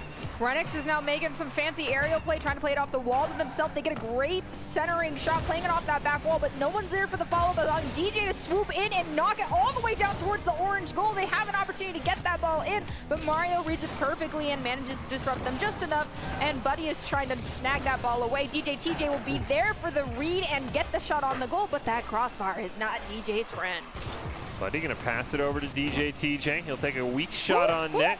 Nice defense there by Mario. Ariana coming in here, able to steal the ball away quite easily. Renix pops it up in the air. Just nice air dribble away out of harm's way. Gonna collide with Bean Man though. And those are those solo plays that we've seen from Florence 1 that could be an issue in this championship. I don't know if they're trying to tee the ball off of one another and they're just miscalculating it or not, but maybe they need to stop trying to attempt that right here and right now, because ultimately it is just disrupting each other's opportunities to get great goal scoring opportunities. As we do see, Ariana managed to play that ball off the wall perfectly, but Mario was there for the save. Mario gonna get a pass over to Renix, not able to connect, but Mario keeps it alive. Pass back to Bean Man. Ariana reads that one. 1v1 here, but Renix wins the battle of the ball. Nice pass over to Bean Man. There's a double demolition. They'll actually take out each other on that one, and Ariana right off the respawn gonna be able to hit that ball back to midfield. We do see Buddy elevating to play the ball over Renix. They managed to do just that, but Mario waiting on the wall gets a perfect clear. It lands back down right in front of Buddy though, and so now DJ TJ is in the corner getting a shot on the goal. Bean Man elevates, playing it off that back wall to themselves. Bean Man, Buddy unfortunately misreads it just a tiny bit and overplays it and does not get a touch on that ball. Renix gets a demo out on DJ TJ. Ariana gets a shot. Mario with the huge save. Ball recentered. Great chance here. Bean Man barely beats DJ TJ to the ball. Buddy can't quite clear it. He's going to end up with a great shot. Mario reads that one perfectly, though. Turns it away. Buddy wants to keep the pressure on. Bean Man with a huge demolition, though, on to Buddy. And looks like Florence 1's going to be able to buy themselves a clear here off that demo. We are actually past that halfway mark, and only 1 goal's been scored, so Buddy's hat trick kind of pattern we saw happening has been slowed down just a tiny bit just due to the speed of Forsyth and what they've been bringing to the table here. The ball is still on the side of Florence 1 right now. However, Beanman's managing to take it up to the mid, gets a nice shot on goal, but DJ TJ is there for the clear. Rennick's going to clear it over into the corner. Mario puts it right in front of the net, has an opportunity for a follow-up, plays it over to Buddy's last man there, but it's a weak save. And unfortunately, he's able to clear it away. Rennick, just misses what could have been a stellar second hit on that one. DJ TJ clearing it away. Buddy ends up with a perfect hit, and Mario makes a great save. These teams really solid defensively. I'm really glad. I think Florence, I think Florence actually listened to us a little bit, or are trying to back off of each other just a tiny bit on this one. We do see Buddy get a shot on goal, but all three members of Florence are waiting there and do manage to get the redirect. Buddy's still trying to get an attempt to get that goal scoring shot, but it does ultimately get cleared away by Mario. DJ TJ in the back corner, only a minute 15 left. Nice challenge by Beanman. Ball pinballs off Ariana, who makes the save. Renix can't quite stop at the midfield line, able to turn around though, play it off the wall, maybe looking for a goal here, has enough boost to center it up, just loses control. Mario pops it up in the air, there's a huge demolition though. Take Beanman out of rotation with a minute left. Forsyth looking for a clear here and a chance to tie this one. We've got Buddy taking this ball down into the corner. He's got both Beanman and Mario putting pressure onto them. DJ's waiting at the midfield to get that secondary shot out onto that goal. If they can find that connecting pass and steal this ball away from Beanman, they might have that opportunity to find that equalizing goal. Buddy's still on this forward push over here, but Mario inevitably gets that clear down into the corner. TJ barely gets it around Rennick. Buddy pops it up in the air, pass over to DJ TJ, looks for the recenter, but Beanman clears it down. Forsyth has got to be careful, as now Renix is going to put it right in front of the net. One touch, and Mario with the insurance goal with 20 seconds left. I mean, 20 seconds, 2 goals does seem very, very hard. We've seen 3 and 30, so I think 2 and 20 is doable. It's just going to be very high anxiety inducing for the side of Forsyth to try and not only win this kickoff, but play it around that defense that Florence has been putting together in these last couple of seconds. Well, they nearly had an opportunity. Buddy's going to try and pass it over. Renix steals it away, and unfortunately it looks like time is going to be the nemesis here of Forsyth Central. As one more shot, water falls down in front of the net, and time will eventually expire. Can't score 2 goals with 0 seconds on the clock. Ball touches the ground, and Florence won with a hard-fought 2-0 victory here in game number 1. This is a best of 5, though, so it still is anybody's game. I can't and refuse and will not make any predictions right now, because I don't want to cast or curse someone and have anyone in the chat be flaming me for it, because it's never truly intentional. But I can say with confidence that both teams right now have equal demolitions. So in my statistics from the other games, both have an equal opportunity at winning this little 5-game series out. Yeah, we saw a lot of one side would get a demo and then the other side immediately answers with a demo. We even saw the rare where they demo each other at the exact same time. And it really has been, Ariana has carried it over from when they, I think, had at least 8 in one game against the Wolves. They are the person who is saying, all right, you know what, I'm going to be that bully. I'm going to bump people around. And if they can get a couple of those well-timed in front of the net, that can disrupt that really strong defense we saw from Florence 1. But I do think there still were a couple moments, but they worked on it as much as they could. Florence 1, I'm worried those double commits where they kind of bump each other out of the way, especially in the air. Trying to double commit in the air can be a disaster. They've got to make sure they try and halt that in a hurry, or Forsyth could take advantage of it. I mean, don't get me wrong. I totally understand that Rocket League comms are way more relaxed in comparison to comms like Overwatch, which is what I'm used to, where everyone is constantly feeding information. It's going 1,000 miles an hour. But maybe, and I hate to say it, you got to do that volleyball thing where you just say, it's mine, and scream that you have it so that no one else disrupts your opportunity to get a nice shot on the goal. And, you know, respect your teammate when they say that it's theirs. Don't try and be greedy with it. Game 2 will kick off. Florence 1 with the lead. It is a best of 5, though, so we will play at least 2 more games. As Buddy, with a great start, just barely hits off the crossbar. Ariana came charging in, not able to get it on net. DJ TJ, one more opportunity. Ball just right in front of the net. Oh, stolen away by Beanman. Defensively, Florence 1 has been unstoppable. We do see that Buddy is over here at the mid with the ball, playing it in the air, trying to dunk it down in front of Renix, but Renix unfortunately were really perfectly allowing themselves to elevate, taking it high over DJ TJ and scoring the first goal for Florence 1. This is a great play here by Renix. I mean, and you understand why at times he tries to make these huge solo plays, because look at that. That was past clean. two people. It's so hard to defend. Great job by Renix. He gets on the board first. You just got to make sure if somebody else has it, Renix, you don't steal the ball away. Yeah, as we go into this next kickoff, Renix once again ends up with the ball in their favor. They spike it down onto the ground, managing to outplay one of the members of Forsyth right there, but Buddy is trying to get some touches here on this ball with the help of Ariana. They managed to do just that. Mario's there for the disruption play off that corner. DJ follows it up, allowing Buddy to get a nice shot on goal, but Mario's there again for that save off the crossbar. Oh, nice hit down. Renix couldn't quite beat DJ TJ to the ball. Ariana tries to 180 it back, still near midfield. Renix gonna pop it up in the air over towards Beanman. No one went chasing though for Florence 1, and Buddy's able to clear it back down. Ball gets hit back by Renix. Got to beat Buddy in a 1v1. Gets bumped out of the way. DJ TJ just hits off a crossbar. And Forsyth Central, we mentioned they've never won. They have had their fair share of trouble with that crossbar in previous Rumbles. And today seems no different as they have a great opportunity here. DJ TJ, one time to beat it. Oh, huge clear by Beanman. We do have Buddy though already in that rotation motion. It manages to steal that ball away in the corner, redirecting it all the way down towards the orange side. DJ's also there for the follow-up, has to beat one. He manages to get the demo out onto Mario. Unfortunately, it will get saved, and there's two back-to-back demos coming out from the side of Forsyth here on this forward push. And unfortunately, Florence 1 has flipped it. And those demos that can take you out of the play. Mario nearly puts it home himself, not quite able to. Do get a bit of double commit from Florence 1. And Renix keeps it alive there. Beanman retreating. He'll get a big boom onto Buddy. That was dirty. Mario now can't quite get it. Buddy with a perfect respawn right under the ball. Chance here maybe for somebody. Buddy's going to clear it away over to DJ TJ, and he'll just launch it back over, but Mario should corral that one.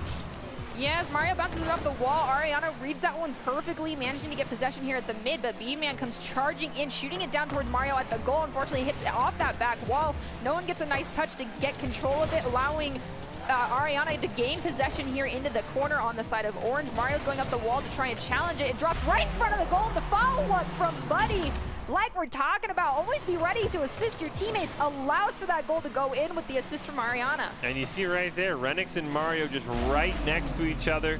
That is those solo plays and those double commits we were worried about for Florence 1. Didn't have anyone in the goal, and as soon as both of them missed, it was an easy goal here for Buddy. Off the kickoff, everybody's gonna just kind of miss on it. DJ TJ finally bangs one.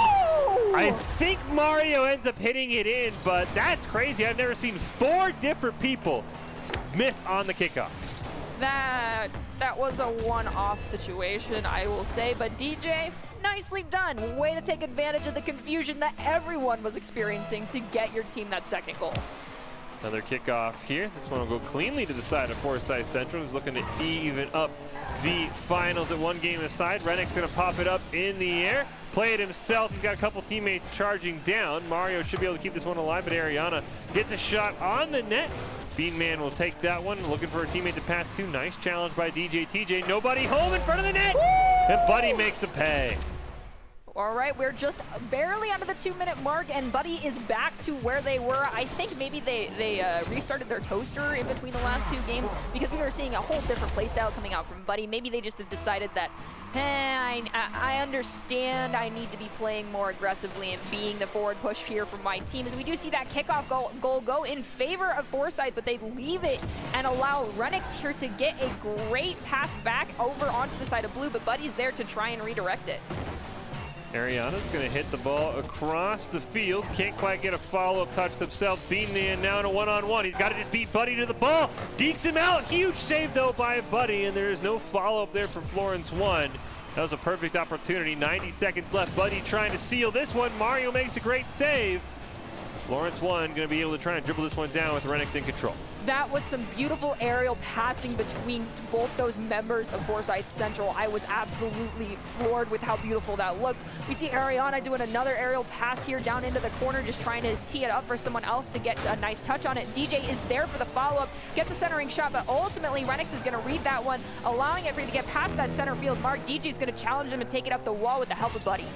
Oh, Renix shot on net, turned away, but a double commit could open an opportunity, but Buddy gets there in time as Mario's shot is turned away. 45 seconds left.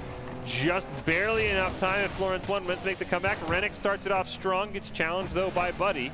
And now DJ TJ in the corner needs to find the clear. And he does around Beanman, and now he's got a wide open goal. Oh, that was beautiful, DJ. That's probably going to be what sends us to a game 3, tied at 1 aside. Oh, for the other player that was there trying to get into DJ's head, I'm sorry if you're a little bit frustrated because that play was absolutely clean. And Forsyth Central has come alive. 30 seconds left. We have mentioned Boise State's Rocket League team has scored 3 goals in 30 seconds in a situation similar to this. Fortunately, Florence 1, after that kickoff, has already lost 10 seconds of time, and it looks like with Rennick now with the ball in the corner, they're going to have to just set up for a game number 3 and clear their heads. Yeah, unfortunately, I think Buddy's just too strong as Ariana gets another demolition out onto Beanman right there. Ariana's trying to get that forward push happening. Oh, there's a double commit actually out from Forsyth Central, but it's in the last remaining moments of this round, so I don't think it's going to be too impactful. No, round will end. Ball was right in front of the net. Could have been another goal for Forsyth, but they will even this one up at 1 aside. So we will basically now play a best of 3 to determine this week's Esports Tower Rumble champion. Forsyth Central, Florence 1, both incredibly talented teams. Florence 1 just has those little bit of double commit issues that have cost them a couple of times and really allowed the scoring to open up. So if Florence 1 wants to win, they probably got to make sure, Nerdy, they get a couple early goals and have a cushion to be able to sustain, because it looks like those mistakes, while they are a lot less than we saw in our semifinal, still are rearing their ugly heads, and that sometimes at the worst possible moment. Yeah, I can't argue with that in any way, shape, or form, because every time we saw a double commit, except for 2, which ultimately ended up in Rennick's getting some fantastic and beautiful goals. They looked very cool, will be awesome replay opportunities, and if they're making a highlight reel to send off to someone to try and, get drafted onto a team, it'll look fabulous, but you need to have the ability to rely on your teammates, and Beanman definitely is someone who can be there for the follow-up, but you have to allow Beanman to be there for the follow-up and give them equal opportunity to do just that. Yeah, I mean, we've seen this before with teams when, new player gets slotted in, you kind of lose, the yin to your yang, because Beanman and Sandwich Man kind of had that, connection where they knew where the other one was going to be. So we'll see if Florence 1 can figure it out, or if Forsyth Central, who's looking for their first championship, can get it done. I will mention, if you see those black flags with the red heart, that is a huge shout out to the Esports Tower, who wanted to have a tribute to David Captain Star Vogel, who passed away just earlier this month, and they came together. Every single player in this Rumble had it on as a huge gesture from the Esports Tower and these high school teams. We cannot say how much we appreciate it at Boise State. So if you're wondering why everyone has it, that is why. It is an awesome gesture for everyone to get on board as we kick off game number 3. Beanman with a great opportunity here. Buddy, though, makes a great save. Mario, one chance here, dekes him out perfectly. He's got Rennick near the middle of the field, but Rennick just backed away. I don't know what's happened to those columns on the side of Florence 1, but they're, oh my gosh, Buddy with that clearing shot's gonna go all the way into the goal. That was beautiful, Buddy, and it wasn't even one of those aerial plays. It was just knocked right down against the ground and just beelined straight into that goal. Beautifully done. Yeah, we mentioned this in the semifinal game between Florence 1 and the Spiders. There were times Florence 1 had all 3 members basically in the opposing side's goal, and that allows things like that to happen. His Buddy off the kickoff does it again. Huge shout out to Ariana, setting him up beautifully, and that is going to be a early 2-0 lead here. And Buddy playing on the toaster. This man, if Forsyth wins, he's player of the game. There's no doubt in my mind. Buddy, what model of toaster are you working with? Can I get some information here, please? I'm just curious. His toaster has a 3090 in it. I bet you're right, as we do see another kickoff that Buddy just calculates perfectly, bounces off the ceiling to themselves, and ultimately Rennick will be there for the disruption. But the rotations coming out from the side of Forsyth are preventing that forward push from happening from the side of Florence 1. Ooh, DJ TJ in the corner, going to wait out Rennick's. Ball will eventually land, and Ariana is just going to bang it down all the way over to the other side. Mario is there. He'll pop it up in the air. He'll look for a clear of his own. Doesn't quite get as strong as he wanted, but Beanman's able to help him out. DJ TJ still in that corner. Hits the ball away. Rennick takes a shot. Great Olay on that attempted demolition, or at least a bump by Ariana. And that sets up Forsyth Central in a great opportunity. Oh, Buddy, the ball was just a bit behind him, unfortunately. Now we've got Beanman trying to get that forward push happening with Buddy hot on their case right now, trying to get that ball away from them. Ultimately, they rotate away in favor of helping out in the goal. The ball drops dead in the water with no follow-up. Doesn't go all the way in. And so we still have a fight for possession here in the corner. DJ ultimately will take it up to the mid, sending it over to Buddy. Ooh, Buddy and Renix is going to collide there. Renix will win the battle and push it down into the corner. Buddy will retreat right in front of the goal, challenges it, not able to find it. Beanman off the pass from Renix. That's what we're talking about, Florence 1. That's a great play. Yes. Yes, use your other players. They are there to help you. Well, I mean, like, I don't like to use the term using. That's the only term I can really come up with, though. It fits in that situation. Yeah. It fits, and there's a great job there with Beanman. He has been a staple of Florence 1 when they have been successful in our Rumbles, and it's great to see him get a goal here in game number 3. Renix trying to put in a lot of pressure on Forsyth. Does get turned away, though. DJ TJ going to clear it back down. Huge steal at near midfield by Beanman. He'll go racing into the corner. Ariana looks like they'll challenge for a couple of misses there. Renix bounces it off the backboard. Perfect opportunity for Mario as the demolition comes off screen. Ariana's shot turned away by Renix. We have a battle here for possession of the ball on the side of Orange. Ariana's trying to get a shot onto the goal, but it's going to get cleared away to the mid. DJ's already rotating back towards their own goal. Beanman's the only one with the ball on the side of Orange, so Forsyth should be pressing on and forward to try and get a shot on goal. Now all members have rotated back towards the goal. DJ's trying to steal the ball away here from Renix, and that is a demolition that is useful right there.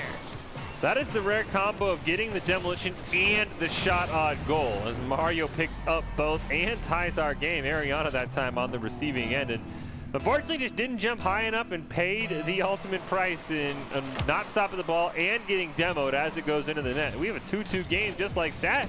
Mario setting up his team. Buddy, though, going to launch it back, and if they want to get back in the lead, a hat trick from Buddy with his 3rd goal of the game would be huge right now. We see Renix calculating that high ceiling shot, though, from Ariana, but it's ultimately going to end up back towards Buddy as Mario plays it off that back wall, sending it to Renix here at the midfield, but Buddy is already back towards their own goal. They're all over the place being ready to follow up. Ariana's going to get the demolition out onto Beanman right there, disrupting Forsyth's push and allowing Forsyth Central to push forward on and get the ball over towards the side of Orange. Beanman plays it back towards midfield. Buddy's going to miss on it. Ariana will just go retreating. Mario comes flying in, but Renix gets the first hit. Ariana's going to volleyball it back. Buddy just needs a touch. Huge stop there by Mario. DJ TJ cannot recenter it. And that's going to be a missed opportunity. Now Renix going to try and carry it down. Plays it around 1. Buddy makes a great save as it was tried to redirect it by a teammate there, but Mario keeping the pressure on till DJ TJ launches it down. Buddy! Off the crossbar. Oh gosh, dang it, but Ariana's also there with that follow-up. Now gonna play it off that back wall. Can they have a centering pass over to one of their teammates? Because DJ is there. Beanman pops it over DJ, though, sending it over to the corner. And now we've got Buddy with the opportunity to get a centering shot. Unfortunately, it'll be disrupted, though, by Renix. Renix challenges DJ TJ. 1 minute left. We might be headed to overtime here in game number 3. Ball cleared towards that midfield line. Beanman, great opportunity. He's got Buddy in the goal. Buddy makes a huge save with an assist from DJ TJ. Mario keeps it alive for Florence 1. Wants to keep that pressure on. Loses his dribble in the air. Beanman centers it. Ariana's just going to launch it down over to the other side and clear that ball out.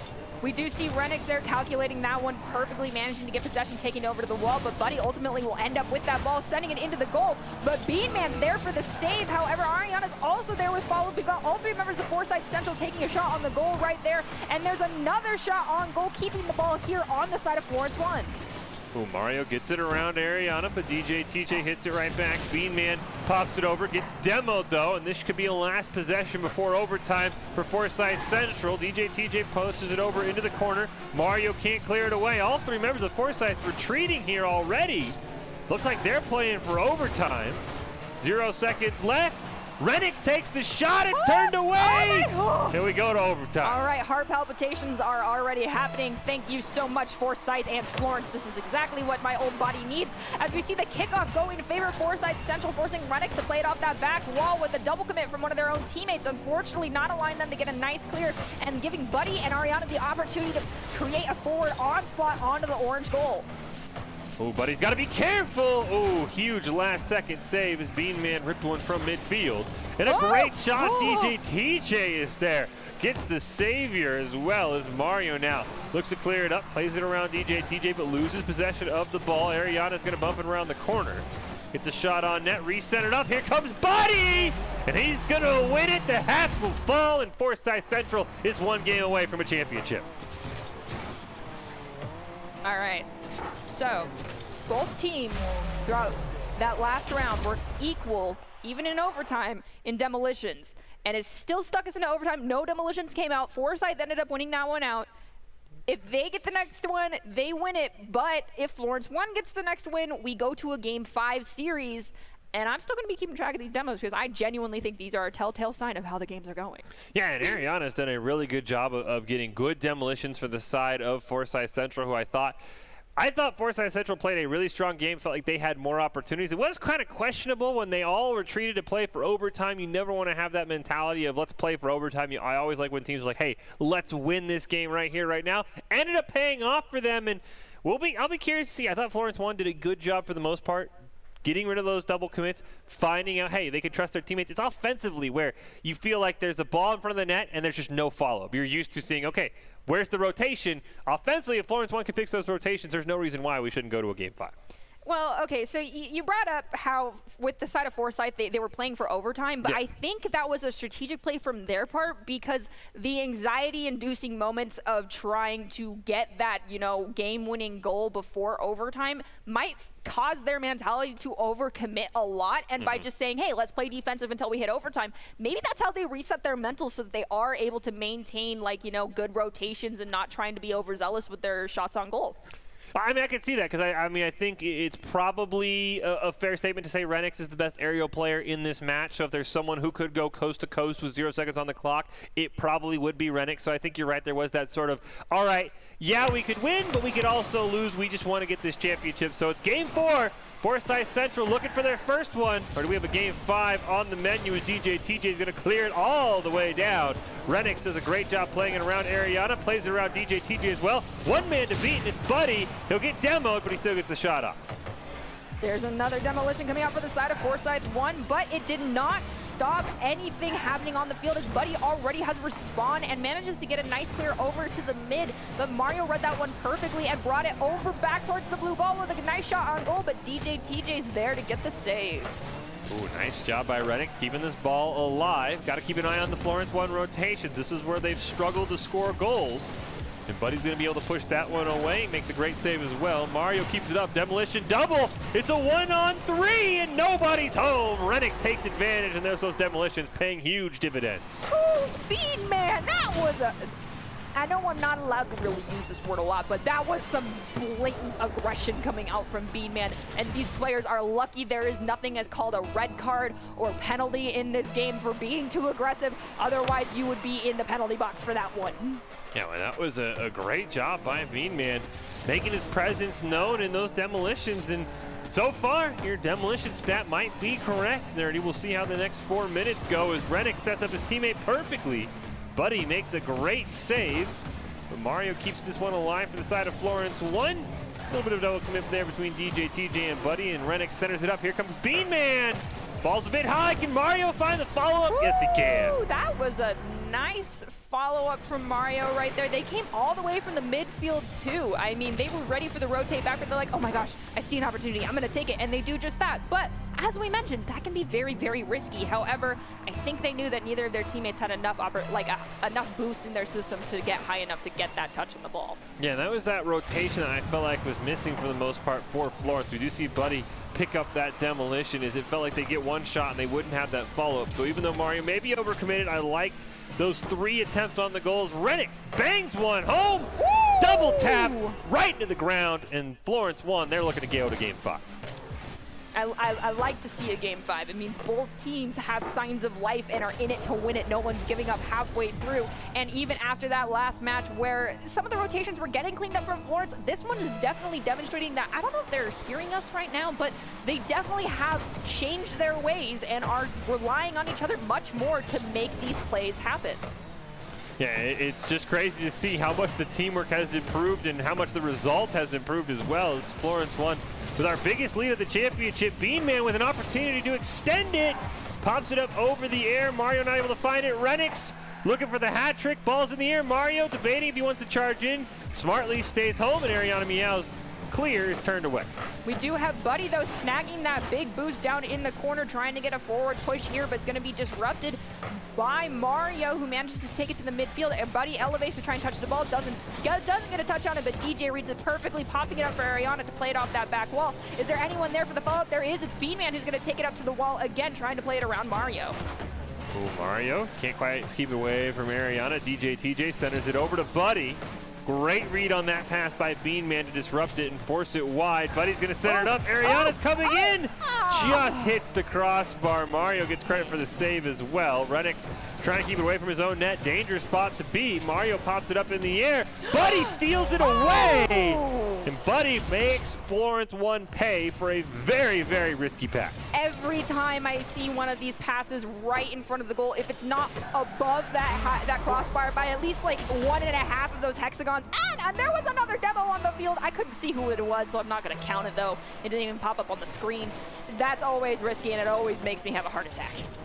Passing it in front of your own net is the first thing they teach you in youth soccer, and it's a thing in Rocket League you also have to be very careful of. Is, oh, Buddy nearly had a second one, just a bit above that one. Florence 1 can let out a sigh of relief for now as Buddy keeps it alive. Great pass down. Ariana was retreating from boost, though, so it's DJ TJ who now takes a shot on net. Mario with a slight misplay. Ariana just can't find it. Here comes Buddy. He wants to try and make a play. Pops it over one. Trying to recenter it to himself. It's a one-on-one. DJ TJ can't get the hit on it. Oh, gosh, dang it. But Ariana's also down there. She's got all three members on the side of Forsyth Central here on the side of Orange. Thankfully, Buddy is managing to elevate and prevent that clear from being a complete possession for the side of Florence 1. But Renix is there anyway for that follow-up, bringing us to a 1-4 game scoring differential right now. Ooh, Forsyth, you are in a risky situation right now. 3 goals in a little under 2 minutes is going to be very difficult with the way this game has been going so far. Yeah, if they can if they can get Florence 1 to sort of go back to their old ways of double committing, it's definitely doable. But right now, Renix wants none of that. He's going to pop it up in the air. Doesn't quite have a teammate. Beanman finally comes on screen. Just a bit too late. Buddy with a pass over to DJ TJ. Doesn't quite get the hit on it that he wanted. Just bouncing in midfield. Buddy and Renix will collide. DJ TJ finally, with the help of Beanman, launches it all the way down. Takes a funky hop off the crossbar.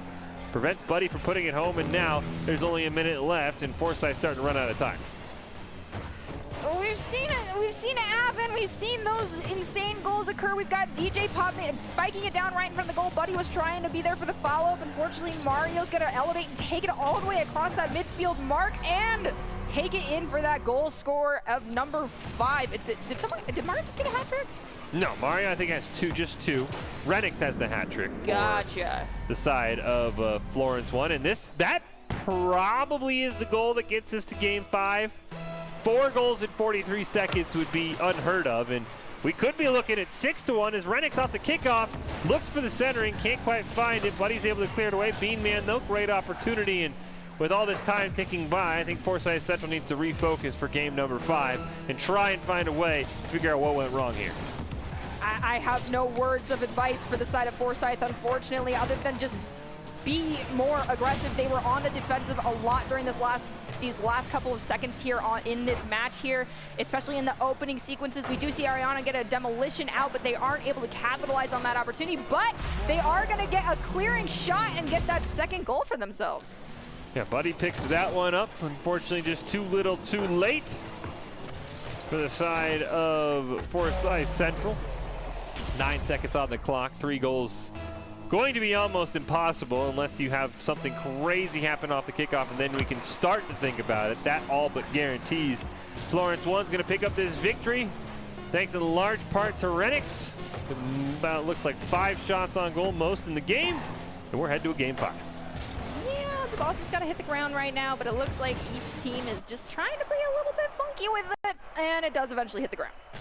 Well, game 5, somebody's got to win here between Forsyth Central and Florence 1. Florence 1, they missed the bracket for a couple of weeks. They're looking for another championship. Meanwhile, Forsyth Central, 7 weeks in a row. They have made it to the semifinals, but they have never finished better than second. They want to change that right here, right now. Be a great appetizer for Forsyth Central. Their state tournament is coming up next week, and they said these Rumbles have helped them more than some of their state competitions have. So this is a great warm-up, regardless of what happens happens, but that is going to feel just all the bit sweeter if you're able to win a championship and then another one. We did it at Boise State over the weekend, back to back to back. It's not quite 3 days in a row for Forsyth Central, but it's still pretty impressive if you win a Rumble and then a state title the next week. Yeah, I won't lie. I definitely enjoyed watching Wasey win back-to-back championships, rooting him on. And we were in Discord as a group kind of cheering between each other, so there was no negativity from the other side. It was just keeping our spirits up. Wasey turned that one around, and especially in that last round of that championship match. It was incredible. And with that in mind, anyone can do that in their games. So because we are in a Game 5, it is basically back to 50-50 here. It's anybody's game. Yep. But I will point out, however, Florence 1 is up by 1 demolition, having 9 demos now in total, whereas the side of Forsyth Central only has 8. Forsyth got to pick up those 2 demolitions, and then Lady Luck will be on your side. It is, as Nerdy pointed out, the team with the more demolitions in the semifinals has won every single one. So that is a stat you do not want to mess with. But Game 5 is here, and it kicks off. Somebody's going to be crowned a champion in the next 5 minutes unless we need overtime. Buddy wants it. Huge shot. Reddick makes a great save, though, and that's a great way for defensively Florence 1 to start this game. We do see fast rotations coming out, however, from Forsyth Central. And Buddy, Ariana already got that equalizing demolition right there out on Beanman, allowing them to set themselves up for a goal. That was beautiful. Talked about it. You even up demos. Lady Luck's on your side. Ariana gets a huge one. And that's what we talked about. You disrupt somebody, you took Beanman out of the play, and that is a wide open net, and Forsyth Central has the early lead. There's still plenty of time, though, for Florence 1. We see the kickoff go in favor of the side of Florence 1, and Mario's there for the, Renix is there for the follow-up, but just barely gets it at the wrong angle, and now we got Buddy trying to play it off that back wall. They managed to do just that, but the follow-up from Renix gets a shot in on goal. DJ's there for the follow-up to take it up the side. TJ hits it off the wall. Ariana, who has been quiet in the goal-scoring department, could use another couple here for their team as TJ centers it. Rennick's going to clear it away. Buddy with a great hit over. TJ, not sure if that was a back pass or not, as Ariana ends up with it. TJ stops that one. Him and Buddy right next to each other. Got to be careful. Funky hop off the corner wall, and Rennick's more than enough boost. We've seen this before. He'll clear it away, but a great dunk by Ariana. That was some great calculations right there to get that disruption play, and now we've got Buddy trying to circle around and maintain possession of the ball. They do get a pass back here from DJ, and now it's going to be disrupted away by Beanman.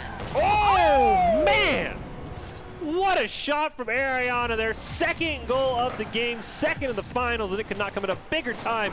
Just a perfect, can't stop that. That is an undefensible shot from Ariana. That even in normal soccer, isn't it like the top left corner of the goal box is one of the hardest places to defend, and that's exactly where Ariana sent it. I guess that's something that can cross over, as we do see Ariana get a nice touch on that ball. However, Renix is going to be there for the save on that goal shot. See what Mario can do here. He's got Beanman trying to create some pressure. Rennick's going to play it off the wall. Patience starting to break down for Florence 1, though, and you have to wonder if they're pressing just a little bit too much. Is Buddy able to beat Mario to the ball right in front of the net, tries to play it himself, but Rennick with a great stop. TJ keeps it alive. Beanman's going to pop it up in the air, and Forsyth Central will just retreat as Ariana at least gets it over to the other side. Ariana's keeping that forward push happening right now. They've got Buddy there for the follow-up, sending a center pass over towards Ariana. Unfortunately, it looks like Renix will beat them to that ball with a follow-up from Beanman. DJ's going to try and challenge Beanman to that ball, rotates back anyway. Buddy stalls them out and manages to get a nice opportunity for DJ to get a shot, but Mario saves it. Rennick's going to clear it over towards the side of the blue. Stopped there by Ariana. Mario takes a shot. Rennick's looking for the touch. Barely gets it over Buddy, but a huge stop there right above the net. Ariana not able to find it. Beanman can't quite get a clean shot. Buddy will launch it all the way down, and we got half a game left here in game number 5. 2 goals, though, is all that's been scored, and we see Ariana get the demolition out on Mario right there, but the ball does end up on the side of Forsyth. DJ's now elevating to try and play it around Beanman. They managed to do just that. One more person to beat, and they've got Buddy with the follow-up. Now a double commit coming on from Florence 1, however, will let Renix take the ball back over towards the side of blue. TJ retreating. He'll stop that rebound attempt. Ariana now makes a great play around 1. Beanman keeps it alive. Renix can't quite get a hit on it. Buddy's racing down. 1v1 between him and Mario. Third goal would be huge. Here comes TJ. Oh, just a little bit too slow, and Renix is able to disrupt that one. Ariana can't quite stop Mario. And now Renix, huge demolition. The ball did hit off of him, though. And that, unfortunately, might have been a good idea, but it just did not work out. We've got TJ putting on, well, DJ putting on the pressure over here, and we do see that Buddy is right behind them, trying to be ready for that follow-up shot. Buddy elevates to get the, shot on goal, but Renix is there to redirect it. They play it into the air off the wall over to Beanman, who's going to take it up to the midfield. However, DJ is going to calculate that one perfectly and dunk it down just at the corner, and there isn't enough momentum from the other team to get that shot on goal, allowing Buddy to clear it over here up to the mid. Buddy can't quite get it around Renix, and now minute 10 left. Florence 1 needs 1 goal here to at least give themselves a chance. Renix going to take a shot. Buddy with a great play off the backboard to stop any rebound attempt. 1 minute left, right in front of the net. Buddy makes another great play. Ariana goes racing down, looking for the hat trick, not able to find it, but Buddy could have an opportunity, and the ball is on the Florence 1 side, and they need a huge clear. We've got a nice shot sending all the way down by Renix into the side of blue, but all 3 members of the side of Forsyth Central were there and waiting. We get Buddy playing it off that back wall. Mario disrupts that one, and then we see, it looks like Renix, who tried to knock it towards the center field, but ended up shooting it towards the wall right there. But a shot on goal from Mario, just barely too high. Back-to-back shots for Florence 1 off that top crossbar, and that unfortunately might be what seals it. They need a goal here. Renix trying, centers it up. Mario and Beanman not in position though. Buddy's gonna clear it away. He's got DJ TJ right there, looking to set something up off the backboard. Ariana's gonna elevate. Time is going to tick down. Florence 1 will just run out of it. Forsyth Central will claim their first Esports Tower Rumble Championship. 7 weeks in a row. They made it to the finals, or to the semifinals at least, and finally they get it done. Forsyth Central, 3-2 winners in one of the most back and forth, crazy finals we have ever seen. And the demolitions came out even with a 10-10 on both sides. However, that one demo that did take place in between rounds after a goal did technically put Forsyth at 11. Well, there you go. If you want to, unlock your true talent, especially after what you just saw in that Rumble, make sure you head over to esportstower.com. They have been absolutely incredible. They also, I know, are going to love reviewing all of their plays from their teams. They didn't make it to the finals, but I thought the Wolves and Spiders showed great improvement, and they definitely maybe showed these other teams how to get it done in terms of those demolitions, because it was the Esports Tower teams that we saw come out here with a very, very talented Esports Tower team, and those were a lot of great demos. So now it is time for our ICCU Player of the Week. Going to be curious to see who it is going to go to here. A lot of great choices to hand it out to. Do you have any nominations, Nerdy, before we see it on screen? I mean, of course I'm going to nominate Buddy because of, I mean, I think they had in total 4 hat tricks, which is just kind of insane, but it's actually going to be Rhino because they set up their team in the form of the Spiders beautifully to make it out of that initial just round robin series into the bracket series for the first time for their team, and being that playmaker and being someone to take control and lead your team to that bracket stage when you took so much time off is insanely important and also amazing. Yeah, huge congratulations to Rhino. He did everything he could to almost upset Florence 1 in our semifinals. The Spiders came oh so close, and also from some of the highlights we saw in our group stage, he was absolutely phenomenal, and he is the ICCU Player of the Week. It's brought to you by Idaho Central Credit Union, who believes a great player makes a team more successful, just like Idaho Central's helping members achieve financial success. Rhino is this week's Idaho Central Credit Union Player of the Week for the Esports Tower Rumble. Congratulations to him. So we see some of his great highlights, but again, a huge congratulations to Forsyth Central. They finally get that championship monkey off their back, and they are able to say that they have now won one of our Rumbles. I genuinely hope that their championship state match is broadcasted somewhere so that everyone from Esports Tower has the opportunity to watch it. And like I said to the Wolves and even to Florence 1, losing out to the best is never a bad thing, and you didn't even really lose because you're going to be taking away the opportunity to get better and VOD review from this, and you only lose if this is the game that ultimately makes you rage quit for good, which I highly doubt is the case for anyone in this sport, because we all love the game. It is something Yep. that brings us genuine happiness, and this is an opportunity for everyone to improve. Yeah, I mean, with the Esports Tower teams, the Wolves and the Spiders, we mentioned, they took a couple weeks off. They wanted to refocus in, and they did just that. They made it to the semifinals, and who knows, the sky could be the limit for them. We will close out today with our top 5. It is presented by the Idaho Army National Guard, who invites you to take your impressive critical thinking skills into real time. More than 10 jobs offering a $20,000 bonus and your degree of choice paid for. Idaho Army National Guard is the best team out there. Reach out on Twitch at iGuard Gaming. Huge congratulations to Forsyth Central on their championship. Once again, a huge shout out for the tribute we saw with the flags from every single member in the Esports Tower and in the high school teams. Absolutely phenomenal. We could not thank you from the bottom of our heart. We will leave you with our top 5 plays. They won it all, and they're looking to add and join St. John's Bosco and the Barracudas as multi-time winners of the Esports Tower Rumble. A pass back here from DJ, and now it's going to be disrupted away by Dean Man. Oh, man!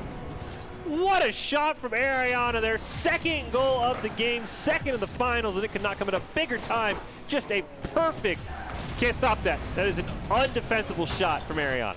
That even in normal soccer. And Buddy predicted it perfectly and managed to save it. And then the follow-up clearing shot coming out from Ninja Boy will set it up perfectly for Sir Wolf. That is what I am talking about. You guys have great defensive rotations. Use it to your advantage just like that. Keep doing that. That was beautiful. Yeah, that was a great play by Ninja Boy. Nick just backed away. I don't know what's happened to those columns on the side of Florence 1, but they're, oh my gosh, Buddy with that clearing shot's gonna go all the way into the goal. That was beautiful, Buddy, and it wasn't even one of those aerial plays. It was just knocked right down against the ground and just beelined straight into that goal. Beautifully done. Yeah, All playing it in the air, trying to dunk it down in front of Renix, but Renix unfortunately will read it perfectly, allowing themselves to elevate, taking it high over DJ TJ and scoring the first goal for Florence 1. It's a great play here by Renix. I mean, and you understand why at times he tries to make these huge solo plays, because look at that. That was past clean. 2 people. It's so. Now it's taken it up the midfield. That's going to be redirected once again by Sir Wolf. Ooh, DJ, TJ, and Buddy close to each other. One of the rare double commits we've seen. And Buddy